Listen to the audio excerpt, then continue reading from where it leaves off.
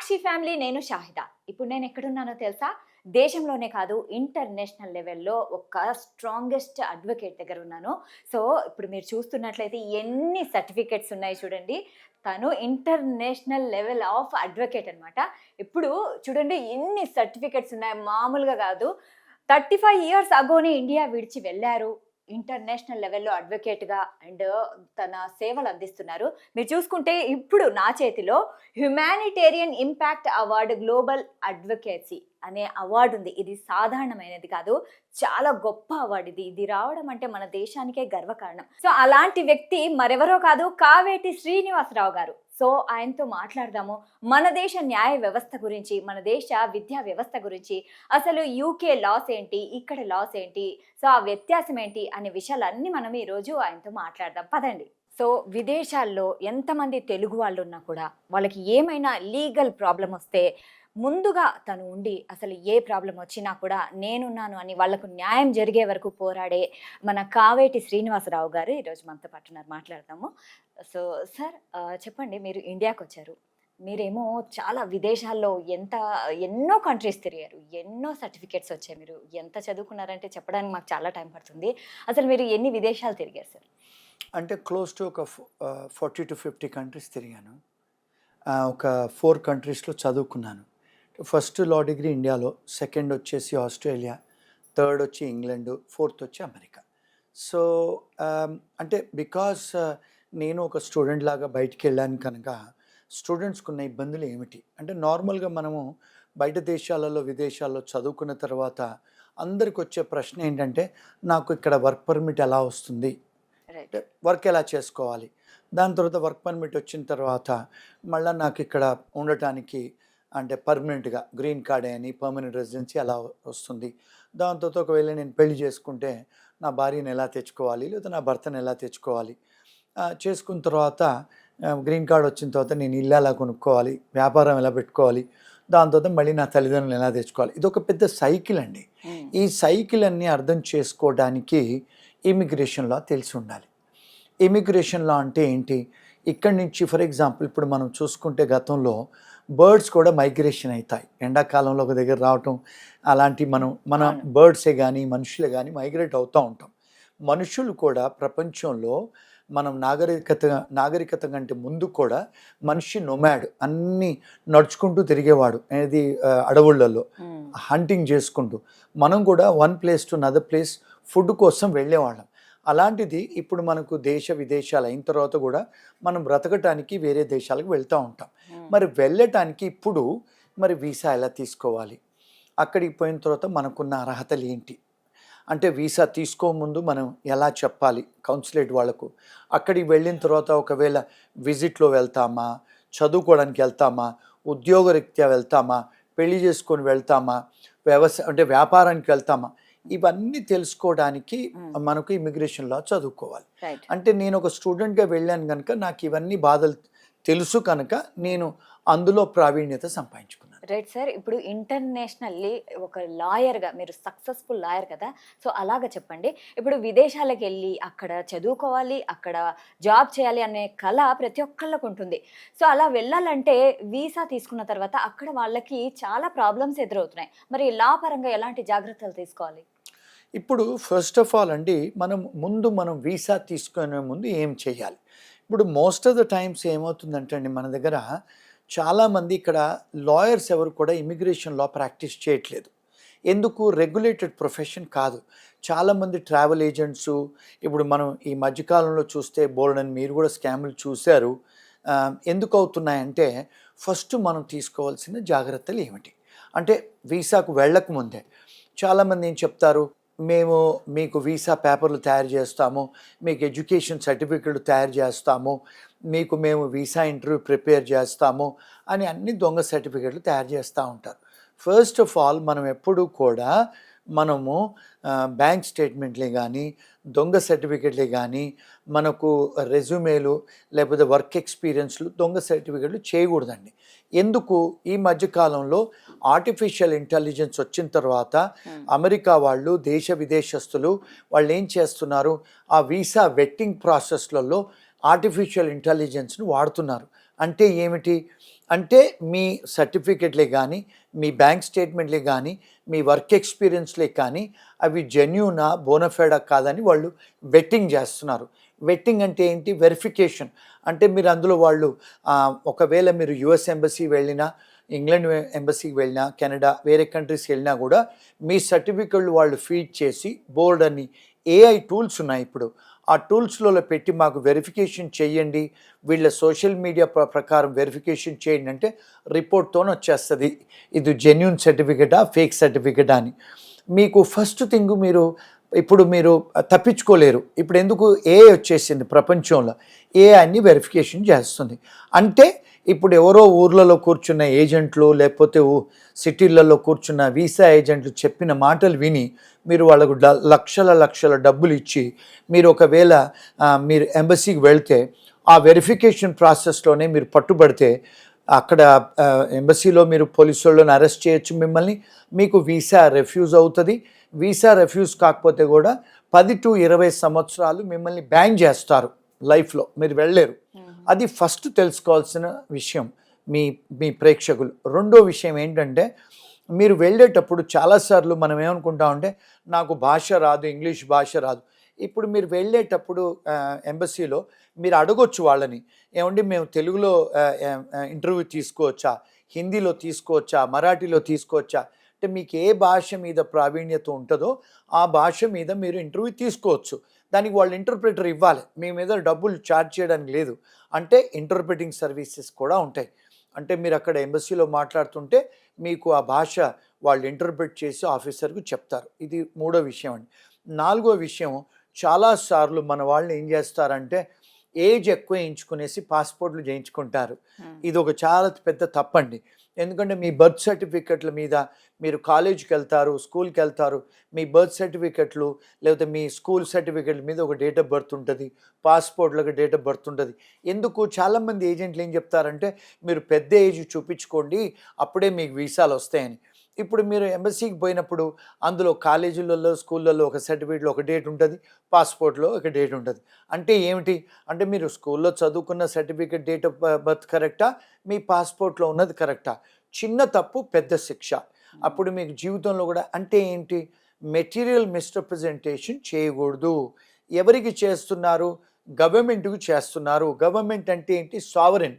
అంటే ఆ దేశ రాజ్యానికి మీరు అబద్ధం చెప్తున్నారు. మీరు అబద్ధం చెప్తున్నారు కనుక వీసాకు అనర్హులు. అంటే ఏమిటి? 5-20 సంవత్సరాల దాకా మీకు వీసా రాదు. చాలాసార్లు ఈ ఏజెంట్లు ఏం చెప్తారంటే ఏం కాదు, మీకు వీసా రిజెక్ట్ అయిన తర్వాత మళ్ళీ ఇంకో పాస్పోర్ట్ తీసుకోండి, మళ్ళీ పోండి అని. ఒక్కసారి మీకు సిస్టంలో వచ్చిన తర్వాత అది 20 సంవత్సరాల దాకా వీసా వాళ్ళ సిస్టంలో ఉండిపోద్ది. అంటే వాళ్ళు సేవ్ చేస్తారు అది. ఇంకొక విషయం ఏం చెప్తారంటే మన ఏజెంట్లు, సరే మీకు అమెరికా రాలేదు, మీరు లండన్ ట్రై చేసుకోండి, కెనడాకి ట్రై చేసుకోండి, ఆస్ట్రేలియా ట్రై చేసుకోండి, యూరప్ ట్రై చేసుకోండి అంటారు. వీళ్ళకు తెలియని విషయం ఏంటంటే అమెరికా వాళ్ళు 5 దేశాలతోని అగ్రిమెంట్స్ ఎంటర్ అయ్యారు. దాన్ని 5 పార్ట్రైట్ కాంట్రాక్ట్స్ అంటారు. వీళ్ళ ఇన్ఫర్మేషన్ షేర్ చేసుకుంటారు. అంటే మీరు ఎక్కడ పోయినా మిమ్మల్ని పట్టుకుంటారు. అంటే మీకు వేరే దేశస్తులు కూడా వీసాలు ఇవ్వరు. అంటే మిడిల్ ఈస్ట్ పోవచ్చు, మీరు ఏదో చిన్న ఏషియా దేశాలు వెళ్ళొచ్చు, కానీ పెద్ద దేశాలు వెళ్ళటానికి లేదు. ఇంకొకసారి చాలాసార్లు మన వాళ్ళు ఏం చెప్తారంటే మీరు వయస్సు పెద్దగా చూపించుకోండి, రెండోది ఏంటంటే పెళ్ళి కాకుండా పెళ్ళి అయిందని చూపించుకోండి, పిల్లలు ఉన్నారని చూపించుకోండి అని చెప్తా ఉంటారు ఏజెంట్లు. ఇవన్నీ కూడా తప్పులు. అంటే ఏమవుతుంది, రేపు మీరు ఇక్కడ పెళ్ళి అవ్వదు, మీరు పెళ్ళి అయినట్టు చూపించుకుంటారు. ఇప్పుడు ఆడపిల్లలు చాలామంది పెళ్ళి అయినట్టు భర్త పేరు చూపించుకుంటారు. వీసాలకు వెళ్తే మీకు భర్త ఉన్నాడు, పిల్లలు ఉన్నారని చెప్తే మీకు వీసాలు ఇస్తా అంటారు అని వాళ్ళు వీసా తీసుకుంటారు. మీరు బయట దేశాలకు వెళ్తారు, నిజంగా మీకు పెళ్ళి జరగలేదు. మరి బయటికి పోయిన తర్వాత నిజంగానే మీరు అక్కడికి వెళ్తారు, చదువుకుంటారు, ఉద్యోగాలు వస్తాయి, మీ అమ్మ నాన్న అంటారు పెళ్లి చేసుకో అమ్మా అంటారు. ఇప్పుడు మీరు ఆల్రెడీ ఇక్కడ పెళ్ళి అయ్యి పిల్లలు ఉన్నారని చెప్తారు. మరి మీరు మళ్ళీ వచ్చి ఎట్లా పెళ్లి చేసుకుంటారు? అంటే విడాకులు ఇవ్వాలి. మరి పిల్లల గురించి ఏం చేస్తారు? పిల్లలనైతే విడాకులు ఇవ్వలేరు కదా. ఇవన్నీ కూడా ఇబ్బందులు జరుగుతాయి. అందుకనే ఈ వీసా ఏజెంట్లు చెప్పినవి, మన ఫ్రెండ్స్ చెప్పినవి అవన్నీ విని మీరు చేయబాకండి. అంటే ఇవన్నీ కూడా చాలా ఇబ్బందికరమైన విషయాలు. ఇవి కాకుండా ఇంకా చాలా విషయాలు ఉన్నాయండి. అంటే ఎంప్లాయ్మెంట్ అబద్ధం చెప్పటం, అంటే నేను ఏదో ఎక్సెంచర్లో పనిచేస్తున్నాను అని ఫేక్ సర్టిఫికెట్లు పెట్టడం, బ్యాంకులలో డబ్బులు ఉండకపోతే చాలామంది ఏజెంట్లు ఈ మధ్యకాలంలో బ్యాంకు స్టేట్మెంట్లు దొంగ స్టేట్మెంట్ చేస్తున్నారు. వాళ్ళు కౌన్సిలేట్ వాళ్ళు ఈ మధ్యకాలంలో కౌన్సిలేట్ వాళ్ళు బ్యాంకులకు ఫోన్ చేసి వెరిఫికేషన్ చేయించుకుంటున్నారు. ఆ వెరిఫికేషన్ చేయించుకున్నప్పుడు మీ దగ్గర అకౌంటే ఉండదు. అప్పుడు పరిస్థితి ఏంటి? ఇలాంటి చాలా చాలా విషయాలు జాగ్రత్తలు తీసుకోవాలి. ఇవి తీసుకుంటేనే మీరు సరిగ్గా వీసా తీసుకొని వెళ్ళగలుగుతారు. అంటే ఇది మీరు బయటికి వెళ్ళకముందు తీసుకోవాల్సిన జాగ్రత్తలు. ఇంకా దాని తర్వాత ఇంకా చాలా ఉన్నాయండి. రైట్ సార్, మీరు ఇంటర్నేషనల్ లెవెల్లో ఒక సక్సెస్ఫుల్ జడ్జిగా ఉన్నారు. మీరు ఇండియా వదిలి 35 ఏళ్ల క్రితమే వెళ్ళిపోయారు. ఇప్పుడు చూసుకుంటే మన ఇండియన్ న్యాయ వ్యవస్థ గురించి మనం మాట్లాడుకుంటే ఇక్కడ ఎందుకు సార్ వందల వేల కేసులు ఇంకా పెండింగ్లోనే ఉన్నాయి? మనం చూసుకుంటే ఇండియాలో 36% ఇంకా జడ్జెస్ అపాయింటెడే కాలేదు, అంటే వాళ్ళ నియామకమే కాలేదు. మళ్ళీ చూసుకుంటే జడ్జెస్కి leaves, summer leaves, winter leaves, అసలు ఇన్ని లీవ్స్ ఎందుకు జడ్జెస్కి? ఫస్ట్ ఆఫ్ ఆల్ అంటే అమ్మా మనకు అర్థం చేసుకోవాల్సింది ఏంటంటే మనది డెమోక్రటిక్ సెటప్. అంటే ప్రపంచంలో మనది ఇప్పుడు ప్రియాంబుల్ చూసుకుంటే సెక్యులరు క్యాపిటలిస్టిక్ కాకుండా మన అన్ని సెక్యులర్ కంట్రీ. ఈ మన సెక్యులర్ దేశంలో ప్రియాంబుల్ ఏముంటుందంటే మనకు అంటే పార్లమెంటేరియన్ టైప్ ఆఫ్ డెమోక్రసీ మనం అడాప్ట్ చేసుకున్నాం. అంటే కొంత వ్యవస్థ అమెరికా నుంచి, కొంత వ్యవస్థ బ్రిటిష్ నుంచి, కొంత వ్యవస్థ స్కాట్లాండ్ నుంచి, కొంత వ్యవస్థ ఆస్ట్రేలియా నుంచి తెచ్చుకున్నాం. అవన్నీ మన అంబేద్కర్ గారు అప్పుడు అన్నీ తీసుకొని మన రాజ్యాంగం తయారు చేశారు. అందులో 3 బ్రాంచెస్ ఉంటాయి మన దగ్గర. ఒకటి ఏంటి లెజిస్లేచర్, అంటే పార్లమెంటు అసెంబ్లీలు, అంటే ఎమ్మెల్యేలు, ఎమ్మెల్సీలు, ఎంపీలు అండ్ మినిస్టర్లు, సీఎంలు, ప్రైమ్ మినిస్టర్, అది దాన్ని లెజిస్లేచర్ అంటారు. రెండో వ్యవస్థ ఏంటి ఎగ్జిక్యూటివ్ బ్రాంచ్, అంటే ఏంటి బ్యూరోక్రసీ, అంటే ఏంటి ఇప్పుడు ఐపీఎస్ ఆఫీసర్లు, ఐఏఎస్ ఆఫీసర్లు, ఈవెన్ సర్పంచ్ కూడా ఆ వ్యవస్థను బ్యూరోక్రసీ అంటారమ్మా. మూడో వ్యవస్థ ఏంటంటే జ్యుడిషియరీ. ఆ జ్యుడిషియరీలో ఏముంది? లాయర్లు, కోర్టు వ్యవస్థ, రిజిస్ట్రీ వాళ్ళు, అడ్వకేట్లు, ఇది జ్యుడిషియరీ. 3 విభాగాలు. ఇందులో ఈ డెమోక్రసీలో మీ ప్రెస్ వాళ్ళు 4th ఎస్టేట్ ఆఫ్ డెమోక్రసీ అంటారు. అంటే ఈ 3 బ్రాంచెస్ను వాచ్ లాగా వీళ్ళు చేసిన తప్పులను చూపించడానికి మీ ప్రెస్ వాళ్ళు, అంటే మీరు కూడా ఇంపార్టెంట్. మీడియా కూడా press is the 4th estate of democracy. ఈ డెమోక్రసీ సిస్టమ్ ఇప్పుడు చూడండి, మీరు అడుగుతున్నారు ఎందుకు ఈ వ్యవస్థ ఫెయిల్ అవుతుంది, మన దగ్గర ఎందుకు ఇన్ని కేసులు ఉన్నాయని. ఫస్ట్ అండ్ ఫార్మోస్ట్ థింగ్ ఏంటంటే అండి, ఇక్కడ మన వ్యవస్థలో most of the budget is given to the defence సర్వీసెస్కు వ్యవస్థ. మరి డిఫెన్స్లో డబ్బులు ఇస్తారు మన వ్యవస్థలో బడ్జెటింగ్లో. సెకండ్ చూసుకుంటే హెల్త్కు పెడతారు, సెక్యూరిటీకి పెడతారు. మరి జ్యుడిషియరీకి ఎందుకు పెట్టట్లేదు? డిఫెన్స్కు పెట్టినట్టు మరి జ్యుడిషియరీకి ఒకవేళ బడ్జెట్ కేటాయించితే మన స్టేట్లో కానీ సెంట్రల్లో మన కోర్టు వ్యవస్థ కాస్త బాగుపడుద్ది. ఎందుకు? ఇప్పుడు చూసుకుంటే అన్నీ కంప్యూటరైజ్డ్ అవుతున్నాయి. మరి కోర్టు వ్యవస్థ ఎందుకు కంప్యూటరైజ్డ్ అవ్వట్లేదు? చాలాసార్లు మీరు కోర్టుకు వెళ్తే అక్కడ మాకు జనరేటర్స్ ఉండవు, లైట్స్ పనిచేయవు, ఫ్యాన్లు పనిచేయవు, ఎయిర్ కండిషన్లు పనిచేయవు, కంప్యూటర్లు పనిచేయవు. ఎందుకు? పాతబడిన భవనాల. అంటే బేసిక్ ఇన్ఫ్రాస్ట్రక్చర్ కూడా మా జ్యుడిషియరీకి ప్రొవైడ్ చేయట్లేదు, కోర్టు వ్యవస్థకు. ఎందుకు? ఎవరు ప్రొవైడ్ చేయాలమ్మా? లెజిస్లేచర్ వాళ్ళు ప్రొవైడ్ చేయాలి. ఆ లెజిస్లేటర్ వాళ్ళు అంటే ఎవరైతే ఎమ్మెల్యేలు, ఎంపీలు ఎవరైతే ఉంటారో వాళ్ళు పార్లమెంట్లో, అసెంబ్లీలో బడ్జెట్ చేయగలిగి బ్యూరోక్రసీకి, ఎగ్జిక్యూటివ్ బ్రాంచ్కి ఇస్తే ఆ ఎగ్జిక్యూటివ్ బ్రాంచ్ వాళ్ళు బిల్డింగ్లు కట్టాలి. ఎవరు కడతారు? R&B వాళ్ళు కడతారు బిల్డింగ్లు, రోడ్స్ అండ్ బిల్డింగ్స్ వాళ్ళు కడతారు. ఎవరు వాళ్ళు? బ్యూరోక్రసీ, ఎగ్జిక్యూటివ్ బ్రాంచ్ కట్టిన తర్వాత వాళ్ళు ప్రొవైడ్ చేయాలి. రెండో విషయం. మూడో విషయము ఇప్పుడు నియామక వాళ్ళు. ఇప్పుడు ఫర్ ఎగ్జాంపుల్ జడ్జిలకు జీతాలు ఎక్కడి నుంచి వస్తాయి? గవర్నమెంట్ వాళ్ళే ఇస్తారు. గవర్నమెంట్ అంటే ఏంటి? గవర్నమెంట్ అంటే మళ్ళీ మీకు ఎగ్జిక్యూటివ్ బ్రాంచ్, అంటే చీఫ్ సెక్రటరీలు, లా సెక్రటరీలు వీళ్ళే. మరి వాళ్ళకు జీతాలు ఇవ్వాలి, అపాయింట్మెంట్స్ వీళ్ళే చెయ్యాలి. మరి ఎందుకు చేయట్లేదు? లా సెక్రటరీ వాళ్ళు, లా మినిస్ట్రీ వాళ్ళు అపాయింట్మెంట్ చేయాలి. మరి లా మినిస్టర్ అంటే ఎవరు? లెజిస్లేచరు. లా సెక్రటరీ అంటే ఎవరు? Executive branch. మరి వీళ్ళు అపాయింట్ చేస్తేనే కదా జడ్జెస్ అపాయింట్ అయ్యేది. అంటే జడ్జులు వాళ్ళు అపాయింట్ చేయరు కదా, వాళ్ళు అపాయింట్ చేసుకోరు. ఇప్పుడు మీరు హైకోర్టులో చూసినా, జిల్లా కోర్టులో చూసినా మీకు బడ్జెట్ ఇచ్చి అపాయింట్మెంట్ చేసేది బ్యూరోక్రసీ ఉన్న లెజిస్లేచర్. నేను అనుకునేది ఏంటంటే అంటే ఇది ఒక విశ్లేషణ, ఎవరిని క్రిటిసైజ్ చేస్తూ కాదు. ఇప్పుడు ఇక్కడ ఫెయిలియర్ ఏమవుతుందంటే బ్యూరోక్రసీ ఉన్న లెజిస్లేచర్ ఫెయిలియర్ అవుతుంది.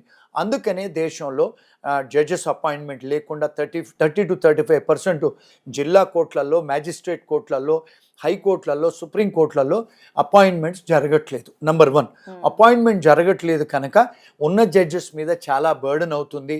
మళ్ళీ ఉన్న కోర్టు రిజిస్ట్రీల మీద, అంటే కోర్టులో పనిచేసే వాళ్ళ మీద కూడా బర్డెన్ అవుతుంది. మరి ఎక్స్ట్రా అపాయింట్ చేయాలి కదండి. ఇప్పుడు మీరు కోర్టుకు వెళ్తే మీరు అన్నట్టుగా పాత భవనాలు, ఆడవాళ్ళకు పాపం బాత్రూమ్స్ కూడా లేవు. విక్టిమ్స్ ఎవరన్నా లిటిగెంట్స్ వస్తే వాళ్ళకు బాత్రూమ్స్ కూడా లేవు. అంటే దుస్థితి పరిస్థితి. ఎందుకు అని నన్ను అడగండి. మీరు అమెరికాలో ఉన్న వాళ్ళు మీకెక్కడ ఎలా తెలుస్తుందంటే, పోయినసారి డిసెంబర్లో వచ్చినప్పుడు నేను ఆంధ్రాలో, తెలంగాణలో దగ్గర ఒక 50 కోర్ట్స్ తిరిగానండి. అంటే బార్ కౌన్సిల్ ఎలక్షన్లు తిరిగాను. చాలా కోర్ట్స్లలో కనీసం బేసిక్ అమ్యూనిటీస్ లేవు. చాలా బాధేసింది నాకు. అంటే మరి జడ్జెస్, కోర్టు వాళ్ళు ఎలా ఫంక్షన్ చేస్తారు? అందుకే పెండింగ్ కేసెస్ అదొకటి. రెండోది ఏంటంటే ఉన్న జడ్జెస్ మీద చాలా బర్డెన్ అవుతుంది. రెండో విషయం ఏంటంటే మనది పూర్వము కలోనియల్ సిస్టమ్ అండి. జడ్జెస్కి, కోర్టు వ్యవస్థకు సమ్మర్ వెకేషన్స్, వింటర్ వెకేషన్స్ అని. ఇంగ్లీష్ వాళ్ళు సమ్మర్లో వేడి ఉంటుంది కనుక వాళ్ళు హిల్ స్టేషన్కి వెళ్ళేవాళ్ళు. వింటర్కు వాళ్ళు లండన్కి వెళ్ళాలి వాళ్ళ ఫ్యామిలీని చూడటానికి. వింటర్ వెకేషన్స్ ఇచ్చుకున్నారు కోర్టు వ్యవస్థకు. మరి ఎక్కడన్నా పోలీస్ స్టేషన్కి, హాస్పిటల్కు వింటర్ వెకేషన్స్, సమ్మర్ వెకేషన్స్ ఉంటాయండి? ఉండవు. ఆ వ్యవస్థను మార్చాలి. అది పోయిన చీఫ్ జస్టిస్ గారు కూడా చెప్పారు. ఏది చంద్రచూడ్ గారు, జస్టిస్ చంద్రచూడ్ గారు. కానీ మార్పులు చేర్పులు తేవట్లేదు. ఇవి తేగలిగితే మన వ్యవస్థలో చాలా మార్పులు జరుగుతాయి. సార్, మరి justice delayed is justice denied అంటారు కదా, మరి జస్టిస్ ఎందుకు డిలే అవుతుంది? ఇప్పుడు మీకు నేను ఇంతకుముందు ఎక్స్ప్లెయిన్ చేసినట్టుగా, ఇప్పుడు first of all burden on the judges. ఇప్పుడు మీరు అడిగారు 36 to 38% జడ్జెస్ లేరు అంటే వెస్టర్న్ కంట్రీస్లలో ఎలా చూస్తారంటే అండి, ఫర్ ఎగ్జాంపుల్ ఇప్పుడు ఒక చిన్న మనకు ఒక గ్రామం ఉందనుకోండి. అక్కడ 4,000 కుటుంబాలు, 5,000 కుటుంబాలకు ఒక court, judge, prosecutor, police station, hospital ఇలా వాళ్ళు కాన్స్టిట్యూట్ చేస్తారు గవర్నెన్స్లో. మరి మన దేశంలో మనకు బిలియన్స్ ఆఫ్ మనుషులు ఉన్నారు కదా. మనకు హాస్పిటల్స్ ఉన్న, పోలీస్ స్టేషన్లు, కోర్ట్స్ ఎక్కడున్నాయని లేవు కదా. అంటే అలొకేషన్ లేదు అలాగా. ఒకవేళ అది చేయగలిగినప్పుడు జస్టిస్ డిలే అవ్వదు. ఒకటి నంబర్ 1. నంబర్ 2 కూడా ఏంటంటే, ఇప్పుడు ఉన్న జడ్జెస్కు బోల్డంత వర్క్ ఉంది వాళ్ళకి. ఆ వర్క్ ఉంది కనుక వాళ్ళు న్యాయం చేకూర్చలేకపోతున్నారు. అంటే నేను ఒక ఒకరినే జడ్జెస్, జ్యుడిషియల్ సిస్టమ్నే కాదు, ఇక్కడ లాయర్స్ కూడా ఏంటంటే అన్ని విధాలుగా కేసులు తీసుకొని, ఒక్క లాయరు 10 కోర్ట్స్లలో కేసులు తీసుకొని ఆయన 10 కోర్ట్స్ తిరుగుతూ ఉంటాడు. అంటే నేను కూడా ఇక్కడ న్యాయవాదిని కనుక చెప్తున్నాను. అన్ని కోర్ట్స్లలో తీసుకుంటాం కనుక ఒకటే రోజు 10 కోర్ట్స్లలో కేసులు ఉంటే 10 కోర్ట్స్ తిరగాలి. మరి తిరిగినప్పుడు ఆబ్వియస్గా మేము టైములు తీసుకుంటాం కదా, డేట్లు తీసుకుంటాం. ఆ డేట్లు తీసుకోవడంలో కూడా డిలే అవుతుంది. సార్, ఒక కామన్ పర్సన్కి కోర్టులో కేసు ఫైల్ చేయాలంటే కోర్ట్ ఎక్స్పెన్సెస్ కానీ, లాయర్ ఫీజు కానీ, ఇవన్నీ చాలా బర్డెన్ అవుతుంది. మరి యూకేలో ఇలాంటి ఎలా ఉంటుంది అంటారు? ఇప్పుడు ఇండియాలో కూడా ఆ వ్యవస్థ ఉందండి. యూకేలో ఉంది, అమెరికాలో ఉంది, అన్ని దేశాలలో ఉంది. ఇన్సాల్వెంట్ అంటే మీ దగ్గర డబ్బులు లేకపోతే మీరు కోర్టుకు దరఖాస్తు పెట్టుకోవచ్చు. ఏమని, నా దగ్గర డబ్బులు లేవు, మీరు కోర్టు ఫీజు మాఫీ చేయండి అని. ఇండియన్ వ్యవస్థలో కూడా ఉంది. అంతమందికి తెలుసండి ఇది? తెలియదు. నంబర్ 1. నంబర్ 2, మీరు చాలామంది ఆడవాళ్ళు బాధితులు కోర్టుకు వెళ్తే కోర్టు వాళ్ళు ఇక్కడ మన దగ్గర లీగల్ ఎయిడ్ అనేది ఉంటుంది. ఆ లీగల్ ఎయిడ్ కూడా ఇక్కడ ఇస్తారు. ఇక్కడ కూడా మీకు కోర్టు వ్యవస్థలో జడ్జెస్ కూడా అపాయింట్ చేస్తారు. అంటే మీరు దరఖాస్తు పెట్టుకోవాలి. అంటే దానికి మీకు కోర్టు వాళ్ళు లాయర్లు ఇవ్వాలంటే మీన్స్ టెస్ట్ అనేది ఉంటుంది. అంటే మీకు బేసిక్ ఇన్కమ్ ఇంత తక్కువ ఉంటే ఇస్తారు. ఇక్కడ కూడా వ్యవస్థ ఉందండి. కానీ ఇక్కడ పరిస్థితులు ఏంటంటే, మీరు అలాంటి కోర్టుకు మామూలుగా దరఖాస్తు పెట్టుకుంటేనే సంవత్సరాల దాకా సెటిల్మెంట్ అయ్యి సంవత్సరాల వరకు డిస్పోజిషన్ అవ్వదు. మరి ఈ దరఖాస్తులు పెట్టుకుంటే ఇంకా టైం పట్టుద్ది. రెండోది, ఆ లాయర్లను అపాయింట్ చేయాలంటే కూడా కష్టం. అంటే టైం పట్టుద్ది మీకు చాలా, మామూలుగా కూడా డిలే అవుతుంది. సో ఇక్కడ కూడా యూకేలో, అమెరికాలో, ఆస్ట్రేలియాలో, అన్ని దేశాలలో ఈ వ్యవస్థ ఉంది, చేసుకోవచ్చు మీరు. ఇంకొకటి ఏంటంటే, కొంతమంది ఇక్కడ వెల్ఫేర్ అంటే కొంతమంది లాయర్లు ప్రోబోనో వర్క్ అని చేస్తారు. ప్రోబోనో అంటే ఏంటి అంటే పబ్లిక్ గుడ్. ఇది ఇంగ్లాండ్ నుంచి, అమెరికా నుంచి, అమెరికాలో వెస్టర్న్ కంట్రీస్లలో ప్రతి లాయర్లు 5 to 10% మాకు లాయర్ల మీద బాధ్యత, సొసైటీకి ఫ్రీగా పనిచేయాలని. మా ఫర్మ్స్లో కూడా మేము చేస్తామండి ప్రోబోనో వర్క్. గతంలో చేసాం, ఇప్పుడు కూడా చేస్తున్నాం. సార్, ఒక ఇంటర్నేషనల్ లాయర్గా చెప్పండి, విదేశాల్లో మనకి అడ్వకేట్ అంటే ఒక విలువ అండ్ కోట్లలో ఆదాయం ఉంటుంది. కానీ మన ఇండియాలో, నా ఉద్దేశం ప్రకారం మన ఇండియాలో అంత విలువ లేదు అండ్ చెట్టు కింద ప్లీడర్ అనేస్తుంటారు. మరి మీ ఉద్దేశం ఏంటి? అంటే ఇక్కడ ఏమైందంటమ్మా, అంటే చాలా సెన్సిటివ్ క్వశ్చన్ అడిగారు మీరు. నేను ఏదైనా చెప్తే మళ్ళీ మా బ్రదర్ అడ్వకేట్స్ ఫీల్ అవుతారు. అంటే ఎందుకంటే అమ్మా ఇక్కడ పరిస్థితి ఏంటంటే నేను చెప్తాను మీకు. అంటే నేను లా కాలేజ్లో చదువుకునేటప్పుడు మా ప్రొఫెసర్ గారు నాకు ఒక ఐరనీ ఆఫ్ లా అని ఒక చిన్న పొడుపు కథ చెప్పారు. అది చాలామందికి కనెక్ట్ అవుతుంది. ఏంటి అంటే ఇక్కడ ఇండియాలో చాలాసార్లు పేరెంట్సే కానీ సొసైటీ వాళ్ళు ఫస్ట్ నువ్వు డాక్టర్ అవ్వాలి అంటారు, రెండోది మీరు ఇంజనీర్ అవ్వాలి అంటారు, మూడోది దాని తర్వాత మీరు డాక్టర్ ఇంజనీర్ కాకపోతే గవర్నమెంట్ ఉద్యోగం తీసుకోండి అంటారు, నాలుగోది బ్యాంకులలో పనిచేయండి అంటారు, ఎంబీఏ చేసి బయట ప్రైవేట్ ఉద్యోగాలు చేయండి, చార్టర్డ్ అకౌంటెంట్ చేయండి అంటారు. ఆ ప్రొఫెషన్లలో మీరు రాకపోతే మీకు బ్యాంకు వాళ్ళు లోన్స్ ఇవ్వరు, పెళ్లి సంబంధాలు దొరకవు, లేకపోతే ఎవరు పెళ్లి చేసుకోవడానికి కూడా రెడీ ఉండరు అమ్మాయిలు అబ్బాయిలు, కానీ మీకు ఇంట్లో రెంట్లు కూడా రావమ్మా. అయితే చాలామంది ఏం చేస్తారంటే ఇక్కడ ఐరనీ ఆఫ్ లా అంటారు దీన్ని. లాస్ట్ ఏ ప్రొఫెషన్లలో రాకపోతే లా జాయిన్ అయిపోతారు మన దేశంలో. అంటే ఎందుకు అంటే ఇక్కడ లాకు అంటే అంత ఇంపార్టెన్స్ ఇవ్వరు. కానీ it's a most powerful profession. నేను చెప్తాను ఎలాగో. ఇప్పుడు లాస్ట్కి వచ్చే వరకు లాలో జాయిన్ అవుతారు. ఆ లా కాలేజీలు బోర్డ్ అని ఉండటం వల్ల ఇండియాలో ఆ లా కాలేజీలలో ఇన్ఫ్రాస్ట్రక్చర్ లేకపోవటము, లైబ్రరీస్ ఉండకపోవటము, ప్రొఫెసర్లు ఉండకపోవటము, క్లాసులు జరగకపోవటము, వీటన్నీ జరుగుతున్నాయి. ఇవన్నీ రియాలిటీ అండి. నేను చూశాను. ఎందుకంటే ఇక్కడ ఒక 20-30 యూనివర్సిటీస్కి నేను వెళ్ళి టీచ్ చేస్తూ ఉంటాను. ఎందుకంటే నాకు చాలా యూనివర్సిటీస్ ఇన్వైట్ చేస్తారు. నేను వాళ్ళ ఇన్ఫ్రాస్ట్రక్చరు, క్లాస్ రూమ్లు వాళ్ళందరూ చూస్తూ ఉన్నాను. చాలా లా కాలేజెస్లో ఇవన్నీ లేవండి అన్ఫార్చునేట్గా. అందుకని వీళ్ళకు స్టూడెంట్స్కి క్లాసులు అవ్వవు, వాళ్ళకు మూడ్ కోర్ట్ కాంపిటీషన్స్ అవ్వవు, అసైన్మెంట్స్ అవ్వవు, సరియైన పుస్తకాలు ఉండవు, సరియైన కంప్యూటర్స్ ఉండవు, కనుక క్లాసులు అవ్వకుండా వీళ్ళందరూ ఉద్యోగాలు చేస్తూ ఏదో పార్ట్ టైంలా చదువుకుంటూ ఎప్పుడో పరీక్షల కోసం రాస్తారు. వీళ్ళందరూ పాపం అడ్వకేట్లు అవుతారు. ఈ అడ్వకేట్స్లలో 3 రకాలండి. ఒకరేంటి, నిజంగా క్లాసులు వెళ్ళి చదువుకొని లాయర్లైన వాళ్ళు, నిజంగా లాయర్ అవ్వాలనుకున్న వాళ్ళు ఒక కోవా. రెండోది ఏంటి, చదువుకొని వచ్చి రాజకీయాల్లో వెళ్దామన్న వాళ్ళు ఇంకొక కోవా. మూడోది ఏంటి, కొంత ఇంటెలిజెంట్ ఉండి చదువుకొని మేము జడ్జిలు అవుదామన్న వాళ్ళు మూడో కోవా. కానీ ఇప్పుడు చూడండి, ఇందులో కొంత చదువుకొని జడ్జులైన వాళ్ళు జ్యుడిషియరీలోకి వెళ్తారు, రెండో వాళ్ళు రాజకీయాల్లోకి వెళ్తారు, వాళ్ళు ఎమ్మెల్యేలు మినిస్టర్లు అవుతారు, మూడో కోవా లాయర్గా మిగిలిపోతారు. ఈ 3 ప్రొఫెషన్సే పవర్ఫుల్ ప్రొఫెషన్స్ ఇండియాలో. జడ్జెస్ ముందు మనం అందరూ మిలాడ్ అనాల్సిందే, మెంబర్ ఆఫ్ పార్లమెంటు ఎమ్మెల్యేల ముందు వీళ్ళందరూ మోస్ట్ ఆఫ్ దెమ్ లాయర్లు, మళ్ళా ఎమ్మెల్యేలు లాయర్లే, జడ్జులు లాయర్లే, ముగ్గురు మంది ప్రొఫెషనల్గా చాలా పవర్ఫుల్ లాయర్లు. అంటే this is an irony of law. కానీ మనం సొసైటీలో చూసుకుంటే ఇప్పుడు మీరు పోలీస్ వాళ్ళే కానీ, రెవెన్యూ కానీ, ఎవరైనా కూడా లాయర్లకే విలువ ఇస్తారు. కానీ ఇప్పుడు సొసైటీలో చూసుకుంటే రెవెన్యూ అంటే వాళ్ళకు ఇన్కమ్ సరిగ్గా లేక, అందుకే ఆ తెలుగు సినిమాలు కొన్ని జోకులు వేసేసి చెట్టు కింద ప్లీడర్ అని చెప్పి కాస్త డెరోగేటరీగా తీస్తున్నారు. ఇప్పుడు కొన్ని లా స్కూల్స్ వచ్చి దాన్ని చేంజ్ చేస్తున్నాయి. ఇప్పుడు మీరు లా స్కూల్స్ చదువుకున్న, మంచి లా స్కూల్స్కి వెళ్ళి చదువుకుంటే ఇప్పుడు కూడా ప్రైవేట్ కంపెనీస్లలో లక్షలలో జీతాలు వస్తున్నాయి. చాలా టాప్ లాయర్స్ కోట్లలో ఇన్కమ్ సంపాదిస్తున్నారు. దీంట్లో నేను చెప్పేది ఏంటంటే, ఇప్పుడు నేను కూడా ఇక్కడ చదువుకున్న వాడిని, ఇప్పుడు ఎన్నో విదేశాలలో నేను లా చదువుకున్నాను, ఆఫీసులు పెట్టాను, చాలామందికి ఉపాధి కలిగిస్తున్నాము, చాలా కంట్రీస్లలో ప్రాక్టీస్ చేస్తున్నాము. మేమైతే చెట్టు కింద లాయర్ లెక్కైతే లేము. అంటే అది మన మీద ఆధారపడి ఉంటుంది. అంటే ఇండియాలో కూడా గౌరవం ఉంది, కాకపోతే కాస్త సీరియస్గా తీసుకుంటే బాగుంటుంది. బయట దేశాల్లో ఎందుకు సీరియస్గా తీసుకుంటారంటండి, డాక్టర్ అవ్వాలన్నా, లా చేయాలనుకున్నా అమెరికాలో, ఇంగ్లాండ్లో, ఆస్ట్రేలియాలో దానికి ఎంట్రన్స్ పరీక్షలు ఐఐటి ఐఏఎం లాగా రాసి ఆ లా కాలేజు, లా స్కూల్స్లలో అడ్మిషన్ తీసుకుంటారు. చాలా రిగరస్ ట్రైనింగ్ ఉంటుంది. ఒక్కసారి సొలిసిటర్, బ్యారిస్టర్, అటర్నీ అయిన తర్వాత ఆ రెవెన్యూస్ ఇన్కమ్స్ కూడా చాలా హైగా ఉంటుంది, వాళ్ళకు విలువ కూడా చాలా ఉంది.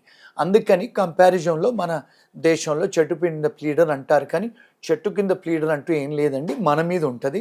కాకపోతే ఇప్పుడు ఇమేజ్ చేంజ్ అవుతుంది. సార్, ఇప్పుడు చూసుకుంటే మీరు ద గ్రేట్ కావేటి శ్రీనివాసరావు గారు అంటే అసలు అడ్వకేట్స్ అందరూ మిమ్మల్ని నిజంగా ఒక గురువులాగా పూజిస్తారు. మీరు 35 ఏళ్ల క్రితమే ఇండియాని వదిలి వెళ్లారు. యూకేలో ప్రాక్టీస్ చేస్తున్నారు సార్. అయితే ఇప్పుడు మీరు మళ్ళీ ఇండియాకి ఎందుకొస్తున్నారు? అసలు ఇక్కడ చాలా మందికి ఒక్క రూపాయి కూడా తీసుకోకుండా ఎందుకు న్యాయం చేస్తున్నారు? అంటే అమ్మా ఇప్పుడు అంటే యూకేలో కూడా లా ప్రాక్టీస్ ఉంది మనకు, అమెరికాలో లా ప్రాక్టీస్ చేస్తున్నాము, కెనడాలో ఉంది, ఇండియాలో ఉంది. ఇప్పుడు ఇంకా వేరే కంట్రీస్ కూడా వెళ్తున్నాము, ఆఫీసులు కూడా పెడుతున్నాము, వేరే లాయర్స్తో పార్ట్నర్షిప్ కూడా తీసుకుంటున్నాము. ఎందుకంటే అమ్మా ఇప్పుడు నేను ఇండియాకి ఎందుకు వస్తాను అంటే, ఒకటి ఏంటంటే ఇండియా నా మాతృదేశం, రెండోది ఏంటంటే నేను మా మదర్కి ఫాదర్కి మాట ఇచ్చాను నా దేశానికి ఏదైనా చేస్తానని. ఎందుకంటే మా అమ్మగారు అడిగారు. My mother was role model and my father was a role model. అంటే ఇండియాకి ఎందుకు వచ్చి నేను యూనివర్సిటీస్లలో చాలా లా స్కూల్స్లలో వెళ్ళి చదువు కూడా చెప్తా ఉంటాను ఫ్రీగా. చాలా బార్ అసోసియేషన్స్ కూడా వెళ్ళి నా నాలెడ్జ్ షేర్ చేసుకుంటూ ఉంటాను. ఆర్టిఫిషియల్ ఇంటెలిజెన్స్ మీద, ఇంటర్నేషనల్ లా మీద వాళ్ళు కూడా బెటర్ లాయర్స్గా ఎలా అవ్వచ్చు, లా స్టూడెంట్స్ ఎలా బెటర్ లాయర్స్గా అవ్వచ్చు, లాయర్గా నేను సంపాదిస్తున్నాను, దేశ విదేశాలు తిరుగుతున్నాను, నేను చేయగలిగినప్పుడు మీరు కూడా చేయగలుగుతారు శ్రద్ధ పెట్టి చేస్తే అని ఒక ఉద్దేశం అమ్మ. రెండో విషయం ఏంటంటే మన భారతదేశంలో ఉన్న న్యాయశాస్త్రాలన్నీ కూడా ధర్మశాస్త్రాలు, న్యాయశాస్త్రాలు 1870sలలో ఇంగ్లీష్ వాళ్ళు వదిలిపోయిన లాస్ అండి ఇవన్నీ. ఆ న్యాయశాస్త్రాలు మనం కూడా కంపారిటివ్ లా చేసి మనం కూడా US, UK, Australia, Canada laws లాగా మార్చుకోవాలి. మనం కూడా జ్యుడిషియల్ యాక్టివిజం అవ్వాలి, లీగల్ రిఫార్మ్స్ అవ్వాలి.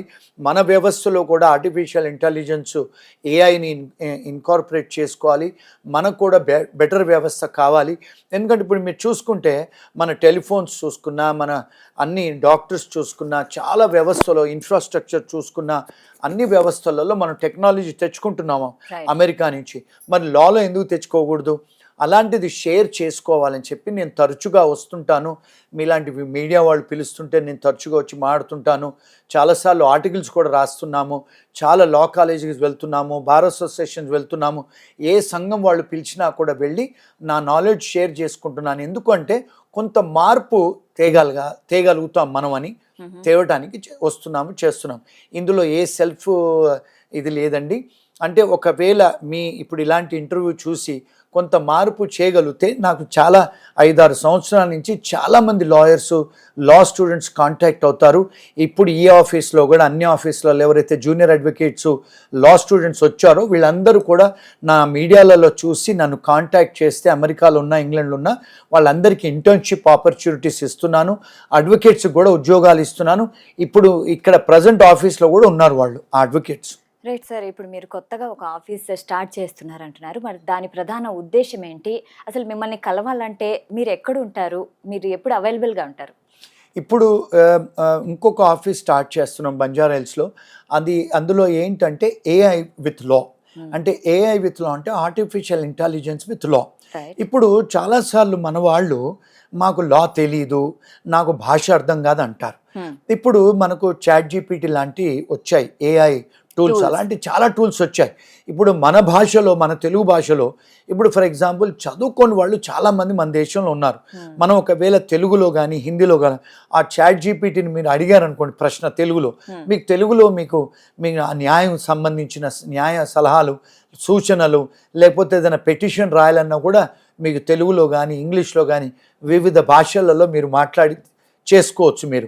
అంటే పూర్వకాలంలాగా నాకు లా చదువుకోలేదు, నేను చదువుకోలేదు అని అలాంటి ప్రశ్నలు ఇప్పుడు ఆడవాళ్ళు, అమ్మాయిలు, చదువుకున్న వాళ్ళు అందరికి కూడా ఎవరికి కూడా న్యాయశాస్త్రాలు తెలియనప్పుడు మరి వాళ్ళు ఇప్పుడు ఏఐ తెలుసుకోవాలని చెప్పి కావేటి ఏఐ లా సెంటర్ ఓపెన్ చేస్తున్నాం. అంటే అక్కడికి వచ్చినప్పుడు మేము రోబో లాయర్స్ని పెట్టి ChatGPT లాంటివి ఏఐ టూల్స్ వాడి మేము సలహాలు ఇవ్వడానికి, సూచనలు ఇవ్వడానికి కొంతమంది ఏఐకి సంబంధించిన లాయర్లను అక్కడ పెడుతున్నాము. ఎవరన్నా ఫర్ ఎగ్జాంపుల్ దేశ విదేశాల్లో ఇబ్బందులు జరిగినా, ఇండియాలో ఇబ్బందులు జరిగినా వాళ్ళు అక్కడికి వచ్చి తెలుసుకోవచ్చు. మళ్ళీ ఎవరన్నా ఏఐ నేర్చుకోవాలంటే లాయర్సే కానీ, జడ్జెసే కానీ, ఈవెన్ బ్యూరోక్రసీ, పాలిటీషియన్సే కానీ, ఎవరన్నా బ్యూరోక్రసీ, ఐఏఎస్ ఆఫీసర్లు, లేకపోతే సర్పంచులు ఎవరన్నా నేర్చుకోవడానికి ఒక సెంటర్ ఓపెన్ చేస్తున్నాము. అక్కడ వచ్చి నేర్చుకోవచ్చు లా. ఎందుకు చేస్తున్నామంటే మా వంతు మేము కొంత సొసైటీకి సేవ చేయాలి. ఎంతసేపు అంటే అందరూ లాయర్స్ అంటే ఏమనుకుంటారంటే, అమ్మో ఆయన దగ్గర పోతే డబ్బులు తీసుకుంటాడు, మాకు లాయర్ల దగ్గర పోతే మళ్ళీ ఇరుక్కుపోతాము, లక్షలలో తీసుకుంటారు, మోసాలు చేస్తారనే ఉద్దేశం చాలా మందిలో ఉంది. ఇప్పుడు మనం టెక్నాలజీ వాడుతూ ఇప్పుడు అమెరికాలో లీసా అని ఒక రోబో లాయర్ను తయారు చేశారు అమెరికన్స్. మీరు అక్కడ ఆ రోబో లాయర్కు మీరు కాంటాక్ట్ చేసి మీరు చిన్న ఫీజు కడితే మీకు సలహా ఇస్తుంది, మీరు ఎలా పిటిషన్ రాసుకోవాలో కూడా చెప్తుంది, మళ్ళీ మీరు కోర్టులో ఎక్కడైనా స్టక్ అవుతే ఆర్గ్యుమెంట్స్ కూడా చెప్తుంది. అలాంటి ఇక్కడ కూడా తయారు చేయాలి, అలాంటిది ఇక్కడ అవేర్నెస్ తీసుకురావాలని ఏఐ లా సెంటర్ ఓపెన్ చేస్తున్నాం. రైట్. రెండోది మేము ఎక్కడ కలవచ్చు అంటే, ఇప్పుడు మీడియాలో ఉన్నవాళ్ళు ఇన్స్టాగ్రామ్లో కాంటాక్ట్ చేయొచ్చు, వాట్సాప్లో కాంటాక్ట్ చేయొచ్చు, ప్రపంచంలో నేను ఎక్కడున్నా కూడా కాంటాక్ట్ చేయొచ్చండి. మా ఆఫీసులన్నీ నా గురించి మీరు గూగుల్లో కొట్టినా చాట్‌జీపీటీలో కొట్టినా ఫోన్ నంబర్స్ వస్తాయి, దే కెన్ కాంటాక్ట్ మీ అండి. ఎక్కడి నుంచి అయినా కూడా బేసిక్ ఇనీషియల్ సలహాలు ఇస్తున్నాం. రైట్. చాలా సంతోషకరమైంది సార్. ఎందుకంటే ఉన్నత స్థానాలకు ఎదిగిన వాళ్ళు ఎవరైనా కూడా అంటే మీలాగా ఆలోచించాలి. సో దేశానికి కూడా సేవ చేయాలి. మీరు ఎక్కడ ఉన్నా కూడా ఇక్కడ ఇండియాకి వచ్చి మీ బాధ్యత అనుకొని చేస్తున్నారు. నిజంగా hats off to you sir. And also ఇప్పుడు మీరు ఏఐ మీరు లీసా గురించి మాట్లాడారు కాబట్టి అంటే సినిమాల్లో అంటారు కదా, నా కేసును నేనే వాదిస్తాను అని. నిజంగా యూకేలో కూడా అలాగే జరుగుతుందా? అసలు వాదించొచ్చా? యూకేలో జరుగుతుంది, యూఎస్ఏలో జరుగుతుంది, ఆస్ట్రేలియా, కెనడాలో కూడా జరుగుతుందండి. ఇప్పుడు ఏంటంటే చాలా టూల్స్ వచ్చేసాయి. అంటే ఈ మధ్యకాలంలో చాలామంది స్టూడెంట్సే కానీ ఈ జెన్జీలు కూడా అంతా టూల్స్ వాడేసి అవేర్నెస్ పెరిగిందండి. డెఫినెట్గా ఇప్పుడు మనం ముందు ముందు సత్యయుగం రాబోతుంది. సో డెఫినెట్గా జనాలు క్వాలిఫై అవుతున్నారు, నాలెడ్జ్ కూడా వస్తుంది, జెన్జీలు టెక్నాలజీ వాడుతున్నారు, చాట్‌జీపీటీ క్లౌడ్ ఇలాంటివి వస్తున్నాయి, అందుబాటులో వస్తున్నాయి. చాలా మటుకు ఫ్రీగా కూడా టెలిఫోన్లలో మనందరి దగ్గర కూడా ఇప్పుడు స్మార్ట్ ఫోన్ ఉందండి. మునుపటిలాగా నాకు తెలీదు, నేను 100 కిలోమీటర్లు వెళ్ళి లాయర్ను కలవాలా, కలిస్తే వాళ్ళు టైం ఇస్తారా, వాళ్ళు మనకు ఫ్రీగా సలహా ఇస్తారా అన్న విషయం లేదు. అందరూ మన స్మార్ట్ ఫోన్లలో కూర్చొని ఏదో పాటలు వింటారు, కానీ ఇలాంటివి తీసుకొని క్లాసులు తీసుకోవాలి. స్టూడెంట్స్ కూడా, హై స్కూల్ స్టూడెంట్స్ కూడా చూసుకోవాలి, తెలుసుకోవాలి, నాలెడ్జ్ తెలుసుకోవాలండి. తెలుసుకుంటే డెఫినెట్గా అన్నీ ఉన్నాయి. ఇప్పుడు మునుపటిలాగా బ్లేమ్ చేయడానికి లేదు. అంటే నేను ఏఐలో పిహెచ్డి చేశాను, ఆర్టిఫిషియల్ ఇంటెలిజెన్స్లో పిహెచ్డి చేశాను. చాలామంది నన్ను అడుగుతారు ఇంకా ఎందుకు చదువుతావు అంటే, ఇప్పుడు మరి ఆర్టిఫిషియల్ ఇంటెలిజెన్స్ వచ్చి ఓన్లీ కొన్ని సంవత్సరాలు అయింది, మరి మేము ఎప్పుడో 1985లో బిఏ చదువుకున్నాం, మరి మాకు టెక్నాలజీ ఎలా తెలుస్తుందండి? చదువుకుంటేనేగా తెలిసింది. మరి ఈరోజు మేము టెక్నాలజీ గురించి మాట్లాడగలుగుతున్నాము, ఏఐ గురించి మాట్లాడగలుగుతున్నాము. ఏఐ వాడి మేము ఏఐ సెంటర్ ఓపెన్ చేసి అమెరికాలో, ఇంగ్లాండ్లో, అన్ని దేశాలలో ఏఐని వాడి మేము మరి పిటిషన్స్ డ్రాఫ్ట్ చేయగలుగుతున్నాము, ఆర్గ్యుమెంట్స్ చేయగలుగుతున్నాము. అంటే కాపీ కొట్టకూడదు, అది ఇచ్చింది తీసుకొని కాపీ కొట్టకూడదు, చదువుకోవాలి. దాన్ని ప్లేజరిజం అంటారు. అంటే అది చెప్పింది విని తెలుసుకొని మన మన మన మైండ్ వాడి కొంతమంది లాయర్స్ ఏం చేస్తున్నారంటే అమెరికాలో, ఇంగ్లాండ్లో, కెనడాలో ఆ ఏఐ చాట్‌జీపీటీ నుంచి తీసుకొని వెళ్ళి సబ్మిట్ చేస్తున్నారు జడ్జెస్కు. కొంతమంది లాయర్స్ కూడా సస్పెండ్ చేశారు జడ్జిలు, అంటే మీరు తీసుకొచ్చి కాపీ కొట్టి ఇస్తున్నారు మాకని. సో కొంత మీరు అవేర్నెస్ తీసుకోవాలి. ఇప్పుడు ఎవరైనా లాయర్స్ చూస్తున్నా కూడా ఈ వీడియోను, ఈ ఇంటర్వ్యూను స్టూడెంట్సే కానీ వేరెవరు చూస్తున్నా కూడా కంప్లీట్గా రిలే అవ్వకుండా ఏఐ మీద కొంత మీరు దాన్ని యూజ్ చేసి దాని మీద కంటిన్యూస్గా మీరు అంటే మీరు ఇంప్రూవైజ్ చేసుకొని అంటే ఎన్రిచ్ అయ్యి, నాలెడ్జ్ ఎన్రిచ్ అయ్యి మీ హక్కుల కోసం మీరు పోరాడాలి. అంటే నేను ఏదో ఎవరినో ఇక్కడ మిమ్మల్ని ఏదో పోరాడడానికి నేను చెప్పట్లేదు, but you should become aware of it. Right. ఇప్పుడు మేము ఇంటర్వ్యూకి వచ్చే ముందు చూసామన్నమాట, మీ సర్టిఫికెట్స్ కానీ వందల కొద్ది మీకు వచ్చిన అవార్డ్స్ కానీ అవి సామాన్యమైన అవార్డ్స్ కాదు సార్. అయితే ఇంత చదివారు, సరస్వతీదేవి మీ దగ్గరే ఉన్నారు. సో మన విద్యా వ్యవస్థ గురించి, ఇండియన్ విద్యా వ్యవస్థ గురించి మనం మాట్లాడుకుంటే యూకేకి ఇక్కడికి ఉన్న డిఫరెన్స్ ఏంటి? అసలు డిగ్రీలు సంపాదిస్తున్నారు, 99% వస్తుంది విద్యార్థులకి, కానీ మనకి జాబ్ రెడీ ఉండట్లేదు. ఎందుకంటారు? అంటే ఇప్పుడు మీకు ఒక విషయం అర్థం కావాలమ్మా. నేను ఇండియాలో చదువుకున్నాను ఒక 5 డిగ్రీలు. బయట దేశం వెళ్ళిన తర్వాత వాళ్ళు నాకేం చెప్పారంటే, మన వ్యవస్థ ఏదైతే మెథడాలజీ అంటారు దాన్ని, ఎడ్యుకేషన్ మెథడాలజీ ఏంటంటే ఇంగ్లీష్ వాళ్ళు వదిలేసిన మెథడాలజీ. అంటే ఏమిటి? మనది ఏమంటారంటే మెమరైజేషన్ అంటారు మనది. మెమరైజేషన్ మెథడాలజీ అంటే ఏమిటి అంటే, స్కూల్లో టీచర్ వస్తారు, బ్లాక్ బోర్డ్లో చదువు చెప్తారు, మనం నోట్స్ రాసుకొని మళ్ళీ ఇంటికి వెళ్తాము, రాసుకొని మళ్ళీ ఎగ్జామ్లో ఆ ప్రశ్న అడిగితే ఎవరైతే మంచిగా మెమరైజ్ చేసుకుంటారో, మంచిగా రాస్తారో వాళ్ళు ఫస్ట్ క్లాస్ వస్తారు. మోస్ట్లీ మన ఇండియాలో చూస్తే ఆడమ్మాయిలు అందరూ ఫస్ట్ క్లాస్ వస్తారు, అబ్బాయిలు ఫస్ట్ క్లాస్ ఎందుకు రారు? బికాజ్ అబ్బాయిలు సరిగా రాసుకోరు, టీచర్లు చెప్పినప్పుడు మళ్ళీ మెమరైజ్ చేయరు, మెమరైజ్ చేసి పరీక్షలో రాయరు. అంటే ఇండియాలో ఏదైతే వ్యవస్థ ఉందో ఇది ఓల్డ్ వ్యవస్థ. ఇప్పుడు వెస్టర్న్ కంట్రీస్లో ఉన్న మెథడాలజీని ఏమంటారంటే సోక్రటిస్ మెథడాలజీ అంటారు. సోక్రటిస్ మెథడాలజీ అంటే ఏమిటి అంటే ఏంటంటే ఒక ప్రాక్టికల్ ప్రాబ్లం ఇస్తారు బయట కంట్రీస్లో, మీకు చదువు చెప్పి మీకు ఆ చదువుని ఒక ప్రాక్టికల్ ప్రాబ్లం ఇచ్చి మీరు ఇప్పుడు సాల్వ్ చేయమంటారు. మీరు చదువుకున్నారు కదా, ఆ చదువుని మీరు ఈ ప్రాబ్లంకు అప్లికేషన్ పెట్టి మీరు దీనికి సలహా ఇవ్వండి అని మెథడాలజీ. దాన్ని సోక్రటిస్ మెథడాలజీ అంటారండి. బయట దేశాలన్నిట్లలో సోక్రటిస్ మెథడాలజీ మనది ఇంకా ఓల్డ్ సిస్టంలో ఫాలో అవుతున్నారు. ఈ సోక్రటిస్ మెథడాలజీ వచ్చేసి ఐఐటీలు, ఐఐఎంలు, ఈ టాప్ లా స్కూల్స్, ఇప్పుడు టెక్నాలజీ డ్రివెన్ స్కూల్స్ ఇంట్రడ్యూస్ చేశారు ఇండియాలో కూడా. ఇప్పుడు మార్పులు చేర్పులు ఇండియాలో కూడా జరుగుతున్నాయి. అందుకని మన వాళ్ళు బిహైండ్ ఉన్నారు. ఇప్పుడు ఒకవేళ మన మెథడాలజీ సిస్టమ్ మార్పులు చేర్పులు చేసుకోగలిగితే మీరు ఒకవేళ చదువుకున్న చదువును బయటకు వచ్చిన తర్వాత స్కిల్స్ ఏమన్నా మీకు ఆటోమేటిక్గా ప్రాబ్లమ్ సాల్వింగ్ మీకు స్కిల్స్ వస్తాయి. కానీ మోస్ట్ ఆఫ్ ద టైమ్స్ మా ప్రాబ్లమ్స్ ఏంటంటే మన దేశంలో ప్రాబ్లమ్ సాల్వింగ్ స్కిల్స్ రావు. ఎందుకంటే మనకు థియరీ చెప్పారు, స్కూల్లో టీచర్ చెప్పారు, నేను చాలాసార్లు ప్రాక్టికల్ నాలెడ్జ్ లేదు. నేను చాలాసార్లు మన స్టూడెంట్స్ను టెక్నాలజీలో కానీ ఎంబీఏ చదివిన వాళ్ళను లాయర్ని అడిగితే సార్ నేను పరీక్ష రాశాను సార్, మర్చిపోయినా సార్ అని మన ఆన్సర్స్ ఇస్తారు. వాళ్ళకి ఏది కూడా స్కిల్ సాల్వింగ్ ప్రాబ్లమ్స్ లేవు. కానీ నేను వెస్ట్రన్ కంట్రీస్కి వెళ్ళిన తర్వాత ఆస్ట్రేలియాలో, ఇంగ్లాండ్లో, అమెరికాలో, కెనడాలో వాళ్ళు మాకు టీచ్ చేసింది ఏంటంటే Socrates methodology, problem solving skills నేర్పించారు. కనుక ఒక బెటర్ లాయర్గా, బెటర్ హ్యూమన్ బీయింగ్గా, అంటే పర్సనల్ లైఫ్లో కూడా బెటర్ ప్రాబ్లమ్స్ సాల్వింగ్ చేసే ఆ స్కిల్స్ వచ్చాయి. కనుక ఆ స్కిల్స్ అవన్నీ మనం ఇక్కడ ఇండియాలో ఇన్కార్పొరేట్ చేయగలిగితే మనది కూడా బెటర్ దేశము, బెటర్ సిస్టమ్ అవుతుంది. ప్రోటోకాల్స్ గురించి మనం మాట్లాడుకుంటే ఇప్పుడు ఒక ఎమ్మెల్యే కానీ ఎంపీ కానీ ఎవరైనా వెళ్తుంటే వాళ్ళకి అంతమంది పోలీసు వ్యవస్థ సెక్యూరిటీ అవసరమా? సో ఆ పోలీసులే ఇంకా మనకి రక్షణకి యూజ్ చేస్తే ఇంకా బెటర్ వస్తుంది కదా. సో యూకేతో కంపేర్ చేసుకుంటే ఈ వ్యవస్థ ఎలా ఉందంటారు?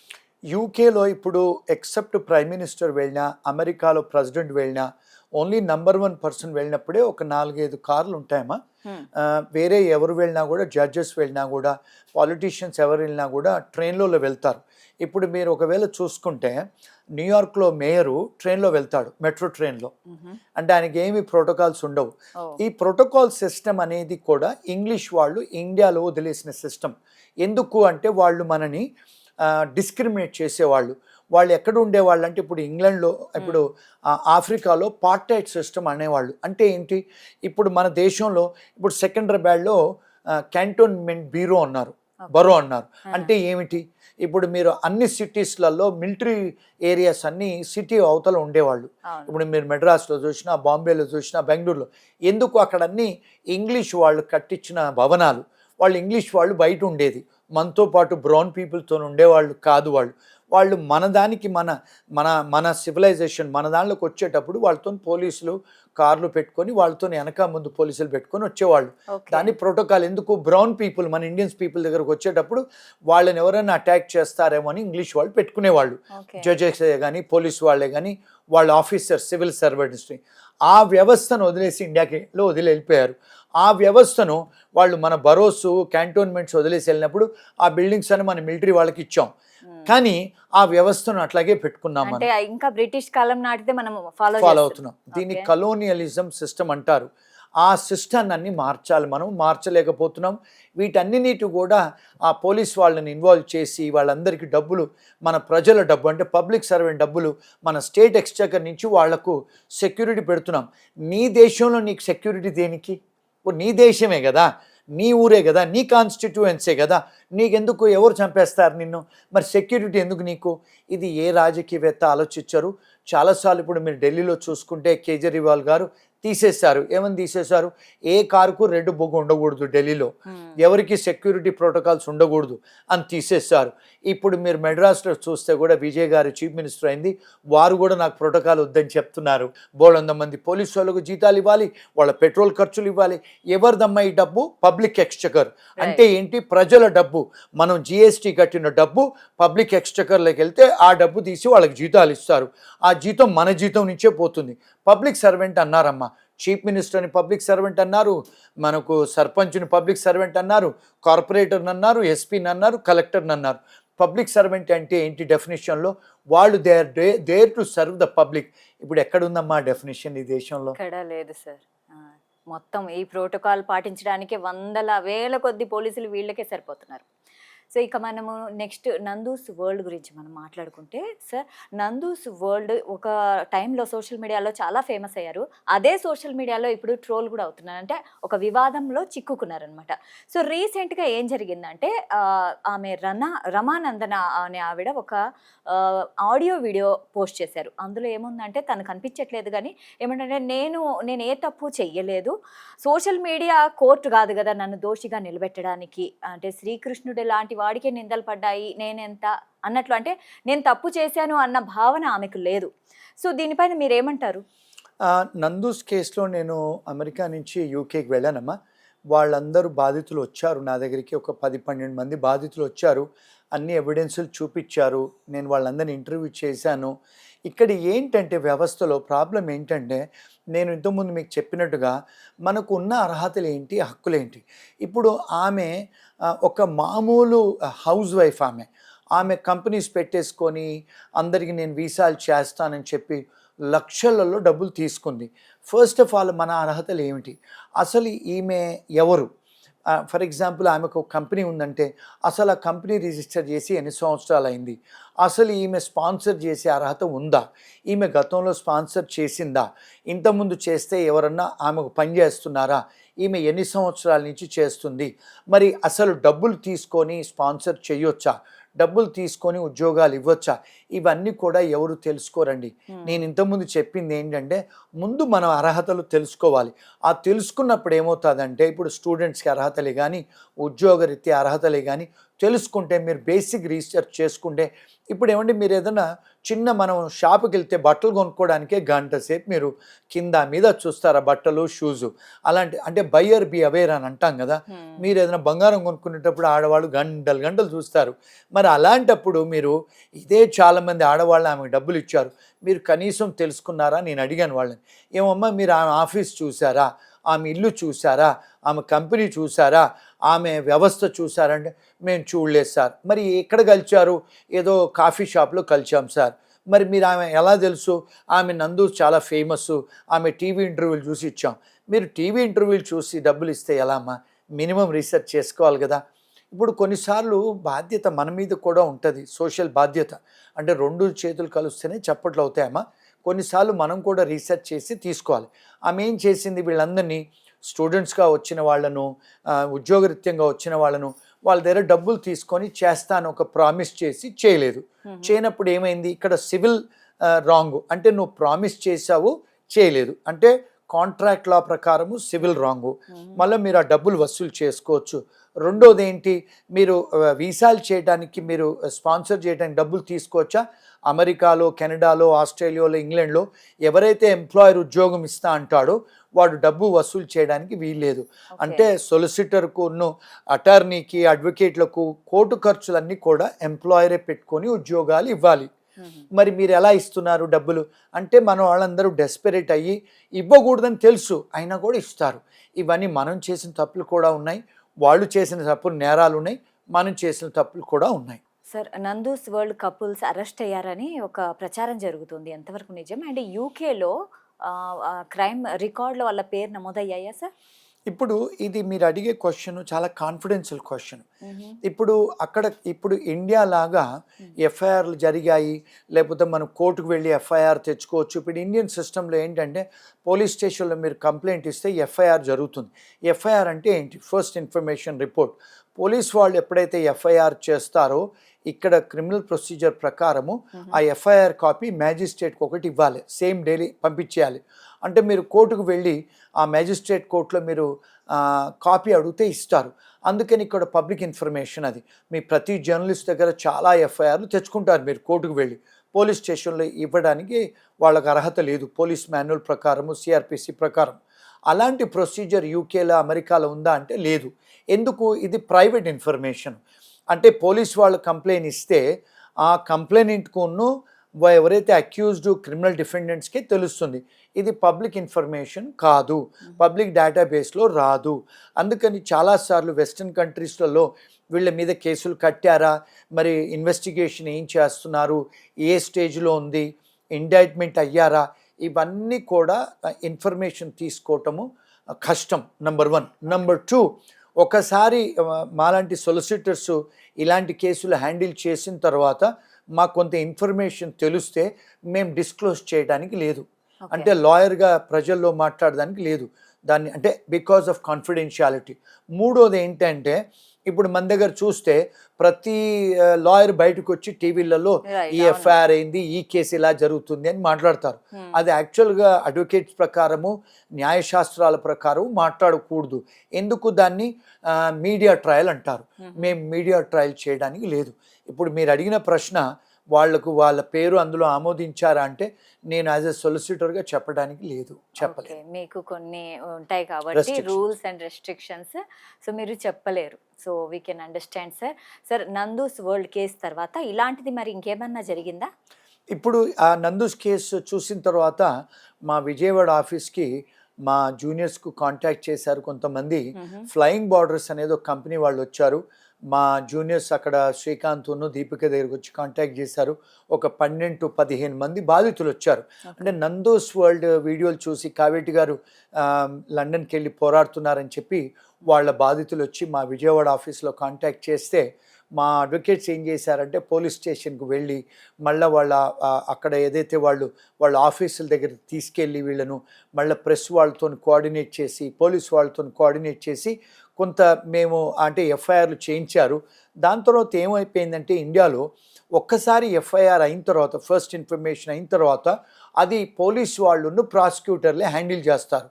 డిఫెన్స్ అడ్వకేట్స్, మాలాంటి మా ఆఫీస్ జూనియర్స్ ఏం చేయలేరు. ఎందుకు? వాళ్ళని అరెస్ట్ చేసిన తర్వాత కోర్టుకి వెళ్ళి వాళ్ళు బెయిల్ తెచ్చుకుంటారు, బయటకు వస్తారు, కోర్టులో కేసులు నడుస్తూ ఉంటుంది. కానీ ఇక్కడ పరిస్థితి ఏంటంటే, ఒక క్రైమ్ కట్టినప్పుడు వాళ్ళు డబ్బులు తీసుకున్నప్పుడు వాళ్ళు ట్యాక్స్ ఎవేజన్ చేస్తున్నారు, కొంత డబ్బు బయట కంట్రీలలో తీసుకుంటున్నారు. వాళ్ళకు అసలు యాక్చువల్గా వాళ్ళకు ఉద్యోగాలు ఇచ్చి వీసాలు చేసే అర్హత ఉందా ఇండియాలో అంటే, department of human resource Delhi నుంచి మీకు కొన్ని కోట్ల రూపాయలు పెట్టి లైసెన్స్ తీసుకోవాలి. వీళ్ళకు ఈ ఫ్లయింగ్ బార్డర్స్ వాళ్ళ దగ్గర ఆ లైసెన్స్ లేవు. మా జూనియర్స్ రీసెర్చ్ చేశారు, అందులో లేవు. మరి మీ దగ్గర అసలు ఏదన్నా ఆ కంట్రీస్ నుంచి మీకు పర్మిషన్స్ ఉన్నాయంటే అవి కూడా లేవు. చాలా నేరాలు చేశారు. అంటే కన్జ్యూమర్ ఫ్రాడ్స్ చేశారు, కార్పొరేట్ ఫ్రాడ్స్ చేశారు, బ్యాంకింగ్ ఫ్రాడ్ చేశారు. ఇవన్నీ మా జూనియర్స్ వాళ్ళంతా రీసెర్చ్ చేసి మెటీరియల్ తెచ్చుకున్నారు. కానీ ప్రాబ్లం ఏంటంటే, ఇక్కడ మన దేశంలో ఒకసారి విక్టిమైజ్ అయిపోయి వాళ్ళు విక్టిమైజేషన్ అయిన తర్వాత మాలాంటి న్యాయవాదులు ఏది చెప్పినా కూడా ఎవరిని నమ్మరు వాళ్ళు. అది ఈ దేశంలో ఉన్న ప్రాబ్లము. సో ఇప్పుడు ఒక పోలీస్ స్టేషన్ పోయి కంప్లైంట్ ఇవ్వడమే కాదు, వేరే రెమెడీస్ కూడా ఉన్నాయి. మనం కన్జ్యూమర్ కోర్టుకు వెళ్ళొచ్చు, మనం అంటే మీరు even HR department of HR central government కూడా కంప్లైంట్ చేయొచ్చు. వేరే దేశాలలో మీరు 2 స్టేట్లలో డబ్బులు తీసుకున్నారు, 2 గవర్నమెంట్లను చీట్ చేశారు, డబ్బులు తీసుకొని ట్యాక్సులు కట్టట్లేదంటే ఇన్కమ్ ట్యాక్స్ చీట్ చేశారు. ఇన్ని రెమెడీస్ ఉన్నాయండి. కానీ ఈ విక్టిమ్స్ ఎంతమంది తెలుసండి ఇవన్నీ? అందుకే మేము గతంలో మా జూనియర్స్ కూడా చెప్పారు, రండి మేము మీకు సలహాలు సూచనలు ఇస్తామని. అంటే ఇనీషియల్గా మేము చెప్పాము, కానీ తర్వాత వాళ్ళు ఎవరు మమ్మల్ని కాంటాక్ట్ చేయలేదు. ఒకవేళ వస్తే మేము డెఫినెట్గా న్యాయం చేస్తాం వాళ్ళకి. రీసెంట్గా విడుదలైన ఆ ఆడియో వీడియో ఏదైతే ఉందో దాంట్లో ఏదో తను ఏం తప్పు చేయలేదు అన్నట్లే అనేసి మా పిల్లలకి ఎలాంటి సంబంధం లేకుండా వాళ్ళు అండ్ మా అత్తమామలు కూడా, మా తల్లిదండ్రులు కూడా చాలా ఫేస్ చేస్తున్నారు అంటున్నారు. కానీ బాధితులు వాళ్ళు ఎంత బాధపడుతున్నారంటే, మా పిల్లలు అర్ధాంతరంగా అక్కడ చదువు ఆపేసి ఇండియాకి వచ్చేసారు, మేమెంత బాధపడాలి అంటున్నారు. సో ఈ పరిస్థితి కారణం మీరే అంటున్నారు. అయితే సార్, పోలీసులు ఇంతవరకు ఏం చేశారు? ఏమేమి అంటే అక్యూజ్డ్ ఇండియాలో ఉన్నారా, ఎక్కడున్నారనేది తెలుసుకున్నారా? ఏం దర్యాప్తు జరిగింది? ఇప్పుడు నార్మల్గా ఇక్కడ సిస్టమ్ ఏంటంటే అండి, కంప్లైంట్ చేసిన తర్వాత ఫస్ట్ ఇన్ఫర్మేషన్ కేసులు కడతారు, కాగ్నిజెన్స్ తీసుకున్న తర్వాత ఏమవుతుందంటే వాళ్ళని అక్యూజ్గా పేర్లు రాస్తారు. ఎందుకంటే వీళ్ళు వేరే దేశంలో ఉన్నారు కనుక ఇక్కడి నుంచి పోలీసు వాళ్ళు వెళ్ళి అరెస్ట్ చేసే అర్హతలు ఉండవు వీళ్ళకు. ఓకే. అంటే ఇంటర్పోల్ యూస్ చేసుకోవాలి. ఇప్పుడు గతంలో మనం చూసుకుంటే నీరవ్ మోడీ కానీ లేదా కింగ్ఫిషర్ వాళ్ళు డబ్బులు వేల కోట్లు తీసుకొని వెళ్ళిపోయారు.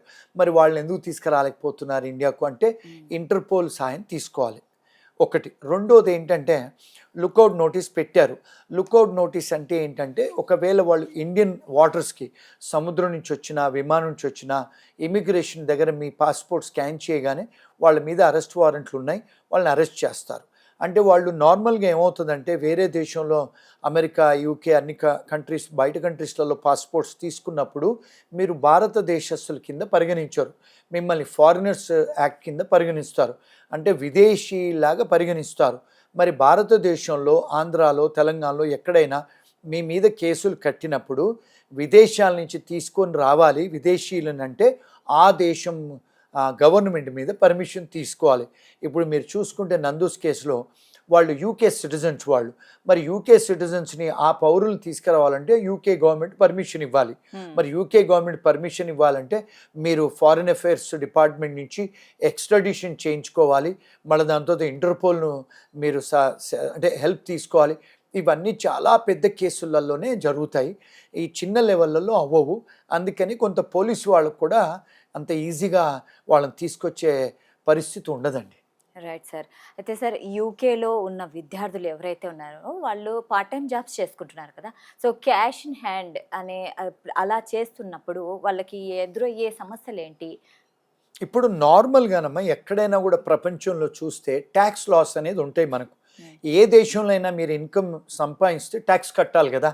మరి మీరు మన స్టూడెంట్స్ బయట దేశాలకు వెళ్ళేటప్పుడు ఈ ఏజెంట్లు ఏం చెప్తారంటే మీరు బయటికి పోయి పని చేసేసుకోండి, ఆ డబ్బులు సంపాదించేసుకొని కాలేజ్ ఫీజులు కట్టండి, మీరు ఇక్కడ లోన్లు కట్టేయండి, మీ అమ్మ నాన్న డబ్బులు పంపించేయండి అంటారు.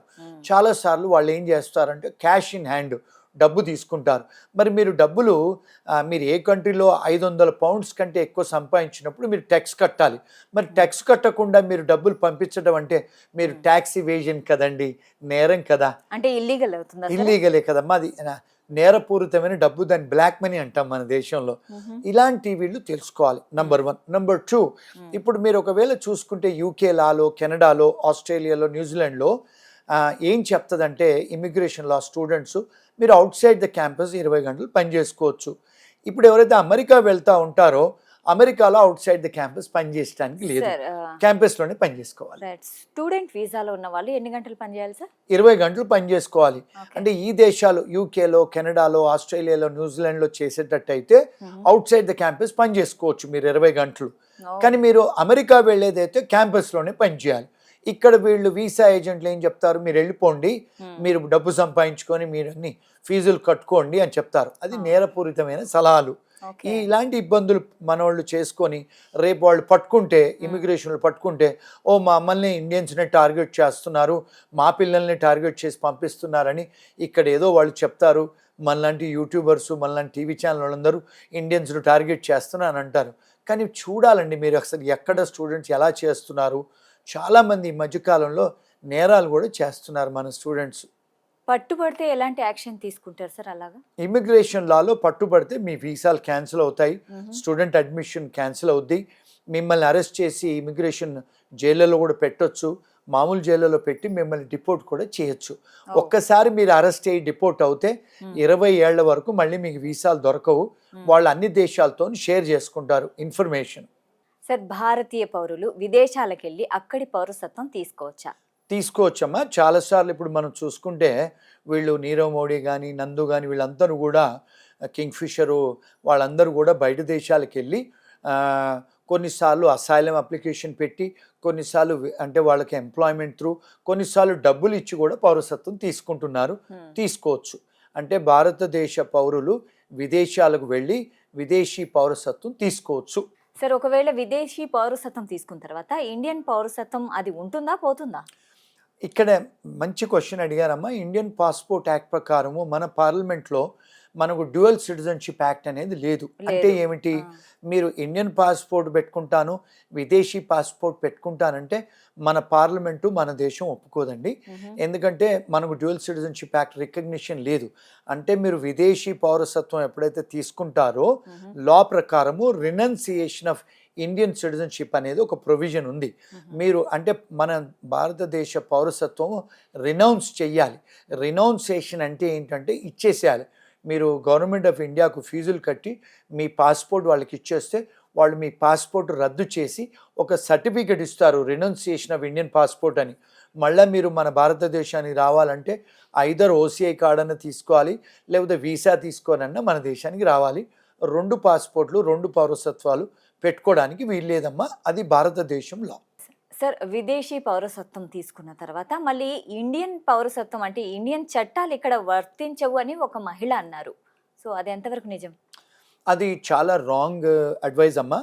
ఇక్కడ equality of law, equal protection of law అని మన రాజ్యాంగంలో ఉంది, కాన్స్టిట్యూషన్లో. ఇక్కడ భారతదేశం సంబంధించిన నేరాలు ఎవరు చేసినా ఎక్కడున్న ప్రపంచంలో under the extra territorial jurisdiction కింద ఎక్కడైనా వర్తిస్తుంది. మీరు ఒకవేళ అమెరికాలో ఉన్నా, యూకేలో ఉన్నా, ఏ దేశంలో ఉన్నా కూడా ఇక్కడ డెఫినెట్గా ఇక్కడ న్యాయశాస్త్రాలు వర్తిస్తాయి. ఇప్పుడు మీరు చూసుకుంటే ఈ మధ్యకాలంలో చాలామంది ఆఫ్రికన్ స్టూడెంట్స్ ఇండియాకి వస్తున్నారు. మరి వచ్చి ఇక్కడ డ్రగ్ అఫెన్సెస్లో పట్టుబడుతున్నారు కదండి. చాలామంది జైళ్ళల్లో ఉన్నారు కదా నైజీరియన్స్. మరి మేము ఇక్కడ ఆఫ్రికన్స్, మీ ఇండియన్ లా మా మీద చట్టాలు అప్లికబుల్ కాదు అని మనం ఆర్గ్యుమెంట్ తీసుకుంటామా? చూడండి, ఒకటి. రెండోది, చాలాసార్లు బయట దేశంలో ఎవరైతే నేరాలు చేశారో మన ఇండియాకు తీసుకొస్తున్నారు. చాలామంది నేరస్తులను గతంలో అమెరికాలో నేరాలు చేసిన వాళ్ళను, యూకేలో నేరాలు చేసిన వాళ్ళను, ఆస్ట్రేలియాలో నేరాలు చేసిన వాళ్ళని మన భారతదేశం వెనక్కి తీసుకొచ్చిన సంఘటనలు కోకొల్లలు ఉన్నాయి. దాన్ని ఏమంటారంటే ఎక్స్ట్రడిషన్ అంటారు. ఎక్స్ట్రడిషన్ ట్రీటీస్ ఉన్నాయి మన భారతదేశంకి వివిధ దేశాలకు. ఇది ఇంటర్నేషనల్ లానమ్మా. ఎవరైతే private international law, public international law చదువుతారో వాళ్ళకు అర్థమవుతుంది. డెఫినెట్గా ఇండియన్ లాస్ ఎవరైతే నేరాలకు పాడుపడతారో వాళ్ళందరూ అమెరికాలో ఉన్నా, ఆస్ట్రేలియాలో ఉన్నా, 2-3 దేశాలలో ఉన్నా కూడా ఇండియన్ లాస్ అప్లికబుల్ అవుతాయి. సార్, మరి కొంతమంది film actors like Amitabh Bachchan and రీసెంట్గా విరాట్ కోహ్లీ లండన్కి వెళ్ళి అక్కడ సిటిజన్షిప్ తీసుకున్నారు. సార్, ఒకవేళ అక్కడ సిటిజన్షిప్ తీసుకొని అంటే రెండు పాస్పోర్ట్స్ కంటిన్యూ చేయొచ్చా? 2 పాస్పోర్ట్లు మీకు తీసుకోరాదమ్మా. అంటే ఇండియన్ పాస్పోర్ట్ మీకు ఉన్నప్పుడు వేరే కంట్రీ పాస్పోర్ట్ తీసుకోవడానికి లేదు. కానీ చాలాసార్లు ఏమవుతుందంటే ఇప్పుడు మీరు చెప్పిన పేర్లు వీళ్ళందరికీ కూడా వీళ్ళు international acclaimed people, sports men కానీ ఆర్టిస్ట్లే కానీ వీళ్ళకి ఏంటంటే అవి పెద్ద దేశాలు మీరు అనుకున్నట్టుగా యూకే, అమెరికా, కెనడా వాళ్ళు ఏం చేస్తారంటే వాళ్ళ పాస్పోర్ట్ ఇస్తారు. ఎప్పుడైతే మీరు భారతదేశ పాస్పోర్ట్ రినౌన్స్ చేస్తారో, ఇచ్చేస్తారో, మీరు యూకే పౌరులైనా, అమెరికన్ పౌరులైనా, అక్కడ పౌరులు అయినప్పుడు అక్కడి లాస్ అప్లికబుల్ అవుతాయి. అప్పుడు 2-3 పాస్పోర్ట్లు తీసుకోవచ్చు. కానీ మీరు భారతదేశం పౌరులై వేరే 2 పాస్పోర్ట్లు తీసుకోవడానికి అర్హత లేదు, తప్పదు. సార్, మామూలుగా అయితే ప్రజల్లో ఏమనుకుంటున్నారంటే డబ్బులు ఇచ్చి పౌరసత్వం కొనుక్కోవచ్చు అనుకుంటున్నారు. అసలు నిజం ఉందా ఇందులో? అది నిజమేనమ్మా. చాలా దేశాలు ఇప్పుడు మీరు చూసుకుంటే మొన్న లాస్ట్ వీక్ మేము మా జూనియర్తోని ఢిల్లీలో ఒక సెమినార్ అటెండ్ అయ్యాం. 10 దేశస్తులు వచ్చారు అక్కడికి. వాళ్ళు ఏమంటున్నారు, మీరు మా కంట్రీలలో ఒక 8 కోట్లు పెట్టండి, 5 కోట్లు పెట్టండి, 3 కోట్లు పెట్టండి, మీకు రెసిడెన్సీ ఇస్తామంటే గ్రీన్ కార్డ్ ఇస్తాము. కొన్ని దేశాలు ఏమంటున్నారంటే మీకు పాస్పోర్టే ఇస్తామని. అంటే చాలా దేశాలు ఈ మధ్యకాలంలో ఏంటంటే డబ్బులు ఇచ్చి మీరు సిటిజన్షిప్, గ్రీన్ కార్డులు కూడా కొనుక్కోవచ్చు. అది సపరేట్ ఏరియామా. అది చాలామందికి తెలియదు మన వాళ్ళకి. ఈ మధ్యకాలంలో చాలా దేశాలు, ఐరోప్ దేశాల వాళ్ళు మన ఇండియాకి వచ్చి మీరు మా దగ్గర ప్రాపర్టీ కొనుక్కోండి, మా దగ్గర డబ్బు పెట్టి మా దగ్గర పౌరసత్వం కొనుక్కోండి, గ్రీన్ కార్డు కొనుక్కోండి అని వస్తున్నారు, చేస్తున్నారు. డెఫినెట్గా తీసుకోవచ్చు. సార్, కొంతమంది ఏం చేస్తారంటే వాళ్ళ పిల్లల్ని డెలివరీకి అంటే అక్కడే ఉండి యూఎస్లో డెలివరీ కోసం అనేసి వెళ్ళి అక్కడే డెలివరీ అయిన తర్వాత వాళ్ళకి అక్కడ పౌరసత్వం వస్తుంది అనేసి చెప్తూ ఉంటారు కదా. అది మంచి కాంట్రవర్షియల్ క్వశ్చన్ అడిగారు. ఇప్పుడు ట్రంప్ గారు దాని మీద కొన్ని నిర్ణయాలు తీసుకున్నారు. అంటే మెడికల్ టూరిజం లాగా అక్కడికి వచ్చి పిల్లలు కంటున్నారు. అక్కడ పిల్లలు కంటే సిటిజన్షిప్ బై బర్త్ అంటారమ్మా. మీకు అక్కడ పుడితే సిటిజన్షిప్ బై బర్త్, అక్కడ పిల్లలకు పౌరసత్వం వస్తుంది మీకు. కానీ అన్ని దేశాలలో ఈ లా లేదు. ఫర్ ఎగ్జాంపుల్ మీరు గ్రేట్ బ్రిటన్లో, యూకేలో ఉన్నారనుకోండి, స్టూడెంట్ వీసాలో ఉండి మీరు ఒకవేళ అక్కడ చైల్డ్ బర్త్ ఇస్తే మీకు పాస్పోర్ట్ రాదు, అక్కడ పౌరసత్వం రాదు. ఆస్ట్రేలియా, న్యూజిలాండ్, కెనడాలో మీరు ఒకవేళ అక్కడ పర్మనెంట్ రెసిడెంట్ అవుతే, అంటే మీకు అక్కడ రెసిడెన్సీ ఉంటే మీ పిల్లలు అక్కడ పుడితే పౌరసత్వం వస్తుంది. మీరు అక్కడ మీ గ్రీన్ కార్డ్ లేకపోతే, సిటిజన్షిప్ లేకపోతే, ఆ దేశాలలో పిల్లలు పుడితే మీకు పౌరసత్వం రాదు. కానీ అమెరికాలో భిన్నంగా పెట్టుకున్నారు, సిటిజన్షిప్ బై బర్త్ అని. దానికి ఇప్పుడు ట్రంప్ గారు వచ్చేసి మార్పులు చేర్పులు చేశారు. సుప్రీంకోర్టులో ఛాలెంజ్ అవ్వబడ్డది. అది ఇప్పుడు ఒక పెద్ద కాంట్రవర్సీ. సరే, ట్రంప్ను మరి చాలా మంది విమర్శిస్తున్నారు. ఆయనవి చేసే చర్యలు కానీ అవన్నీ నచ్చట్లేదు అంటున్నారు. ఇదేమో బెటర్ అంటున్నారు మీరు. అంటే ఇప్పుడు ఏమవుతుందంటే అండి, ఇప్పుడు మనం అర్థం చేసుకోవాల్సింది ఏంటంటే, ఇప్పుడు ఏదైనా ఒక డెసిషన్ ఒక ఒక గవర్నెన్స్ కోసం ఒక ప్రైమ్ మినిస్టర్లే కానీ, చీఫ్ మినిస్టర్లే కానీ తీసుకున్నప్పుడు కొంతమందికి, అంటే కొంత ప్రజలకు మంచి జరుగుతుంది, కొంతమంది ప్రజలకు మంచి జరగదు. ఇప్పుడు ఫర్ ఎగ్జాంపుల్ మనం ఇక్కడ చిన్న ఎగ్జాంపుల్, తెలంగాణ మూమెంట్ తీసుకొచ్చి కేసీఆర్ గారు తీసుకొచ్చారు సపరేట్ తెలంగాణ వాళ్ళు ఏమనుకున్నారు, మాకు మంచి చేశారా అని అనుకున్నాడు. మరి ఆంధ్ర వాళ్ళకి నష్టం జరిగింది కదమ్మా. ఇప్పుడు అలాగే ట్రంప్ గారు అమెరికాలో ఏదైతే డిసిషన్స్ తీసుకుంటున్నారో, అమెరికన్ సిటిజన్స్, అమెరికన్ తెల్లవాళ్ళు ఏమనుకుంటున్నారంటే మా కోసం తీసుకుంటున్నారు, మాకు మంచి జరుగుతుందని కొంతమంది అనుకుంటున్నారు. మనలాంటి ఇమిగ్రెంట్స్ ఏమనుకుంటున్నాము, మాకు మంచి జరగట్లేదు అనుకుంటున్నాం. అంటే ఒక కాయిన్కు బొమ్మ బొడుసులాగా, అంటే ఆయనను కొంతమంది విమర్శిస్తున్నారు, అమెరికన్ సిటిజన్స్, అమెరికన్ వాళ్ళు కొంతమంది మంచి చేస్తున్నాడు అంటున్నారు. అంటే ఇది ఒక పెద్ద కాంట్రవర్షియల్ సబ్జెక్ట్ అమ్మా. ఇంత చిన్న 2 minutes ఇంటర్వ్యూలో మనం చెప్పుకోలేకపోతాం. Right sir, we can understand sir. So పౌరసత్వం గురించి మనం మాట్లాడుకుంటే, అక్కడున్న అంటే యూఎస్ కానీ యూకేలో ఉన్న వాళ్ళని పెళ్లి చేసుకుంటే మళ్ళీ పౌరసత్వం వస్తుంది అనేసి పెళ్లి చేసుకుంటున్నారు కొంతమంది. డెఫినెట్గా వస్తుందమ్మా. మ్యారేజ్ నుంచి కూడా మీకు గ్రీన్ కార్డులోను, పర్మనెంట్ రెసిడెన్సీలు, ఇండెఫినిట్ లీవ్ వస్తాయి, సిటిజన్షిప్లు కూడా వస్తాయి. దానివల్లనే ఈ మధ్యకాలంలో చాలామంది అమ్మాయిలు ఇబ్బందులు పడుతున్నారు. చాలా కాల్స్ వస్తాయి మాకు. వాళ్ళు పాపం పేరెంట్స్, మా అమ్మాయిల్ని యూకేకి ఇస్తున్నాము, ఆస్ట్రేలియాకి ఇస్తున్నాము, కెనడాకి ఇస్తున్నాము, అమెరికాకి ఇస్తున్నాము, పెళ్లి చేసుకుంటే గ్రీన్ కార్డులు వస్తాయి, వర్క్ పర్మిట్లు వస్తాయి, H4లో వస్తాయని రోజు నాకు చాలా కాల్స్ ప్రపంచవ్యాప్తంగా వస్తాయమ్మా. అక్కడికి తీసుకెళ్ళిన తర్వాత ఈ అబ్బాయిలు అమ్మాయిల్ని ఇబ్బందులు పెడుతున్నారు. వాళ్ళకు డెఫినెట్గా గ్రీన్ కార్డులు వస్తాయి, సిటిజన్షిప్లు కూడా వస్తాయి. ఒకవేళ మీ గ్రీన్ కార్డ్ రాకముందు, సిటిజన్షిప్ రాకముందు మీరు ఒకవేళ విడాకులు తీసుకుంటే, భర్త ఇచ్చినా మీరు ఇచ్చినా కూడా మీకు గ్రీన్ కార్డులు, పర్మనెంట్ రెసిడెన్సీలు, ఇండెఫినిట్ లీవులు రావమ్మా. ఇవన్నీ కూడా మీ ఎవరైతే ఆడ ప్రేక్షకులు ఉంటారో దీని గురించి కాస్త స్పెషల్ మనం ఇంకొక ఎపిసోడ్ చేద్దాము. వాళ్ళకు తెలియాల్సిన విషయాలు చాలా ఉన్నాయి. ఇవన్నీ జాగ్రత్తలు వాళ్ళు తీసుకోవాలి, డెఫినెట్గా వస్తుంది. తప్పకుండా సార్. మన దేశ ప్రధాని నరేంద్ర మోదీ గారు మేక్ ఇన్ ఇండియా బెటర్ అనేసి ఫారిన్ ట్రేడ్ అగ్రిమెంట్ మీద సైన్ చేస్తున్నారు. అంటే దీని మీనింగ్ ఏంటంటే, విదేశాల్లో ఉండే వాళ్ళు ఎవరైతే ఉన్నారో వాళ్ళు ఇక్కడికి వచ్చి పెట్టుబడి పెట్టండి, అండ్ ఇక్కడి వాళ్ళు బయటికి వెళ్ళి పెట్టుబడి పెట్టండి అంటున్నారు. మరి అక్కడి నుంచి వస్తున్నారు, కానీ ఇక్కడ మన ఇండియా నుంచి విదేశాలకు వెళ్ళిన తర్వాత అక్కడ వాళ్ళు బిజినెస్ చేయాలంటే ఆ వెసులుబాటు ఉందా? ఇప్పుడు ఈ మధ్యకాలంలో మోడీ గారు చాలా కంట్రీస్కి వెళ్ళి ట్రేడ్ అగ్రిమెంట్ సైన్ చేస్తున్నారు. అంటే ఏమంటారంటే అంతర్జాతీయంలో బైలాటరల్ ట్రేడ్ అగ్రిమెంట్స్ అంటారు. బైలాటరల్ ట్రేడ్ అగ్రిమెంట్స్ అంటే ఏంటి? బై అంటే 2 విధాలుగా, అంటే 2 way, నాట్ యూనిలాటరల్. బైలాటరల్ అంటే ఏంటి? మీరు మా దగ్గరకు వచ్చి వ్యాపారం చేయండి, మేము మీ దగ్గరకు వచ్చి వ్యాపారం చేస్తాము అని. ఇప్పుడు ఒకవేళ మీరు చూసుకుంటే ఆర్బీఐ వాళ్ళు ఫారిన్ రెమిటెన్సు ఈ నెలలో $1 బిలియన్, $1.5 బిలియన్ ఇండియన్ వ్యాపారస్తులు బయట దేశాలలో వ్యాపారాలు చేస్తున్నారు. ఇప్పుడు మోడీ గారు ఆయనతో పాటు 130 వ్యాపారస్తులు తీసుకొని వెళ్తున్నారు. ఏమని?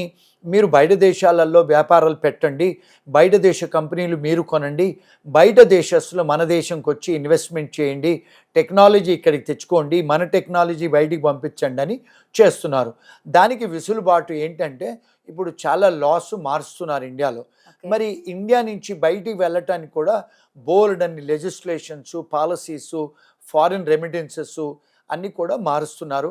ఒక అంతర్జాతీయ న్యాయవాదిగా మా ఫర్మ్ నుంచి చాలామందికి బయట నుంచి వచ్చే వాళ్ళకి, ఇండియా నుంచి బయటికి వెళ్ళే వాళ్ళకి మేము వెసులుబాటు, అంటే మేము న్యాయ సలహాలు ఇస్తాము.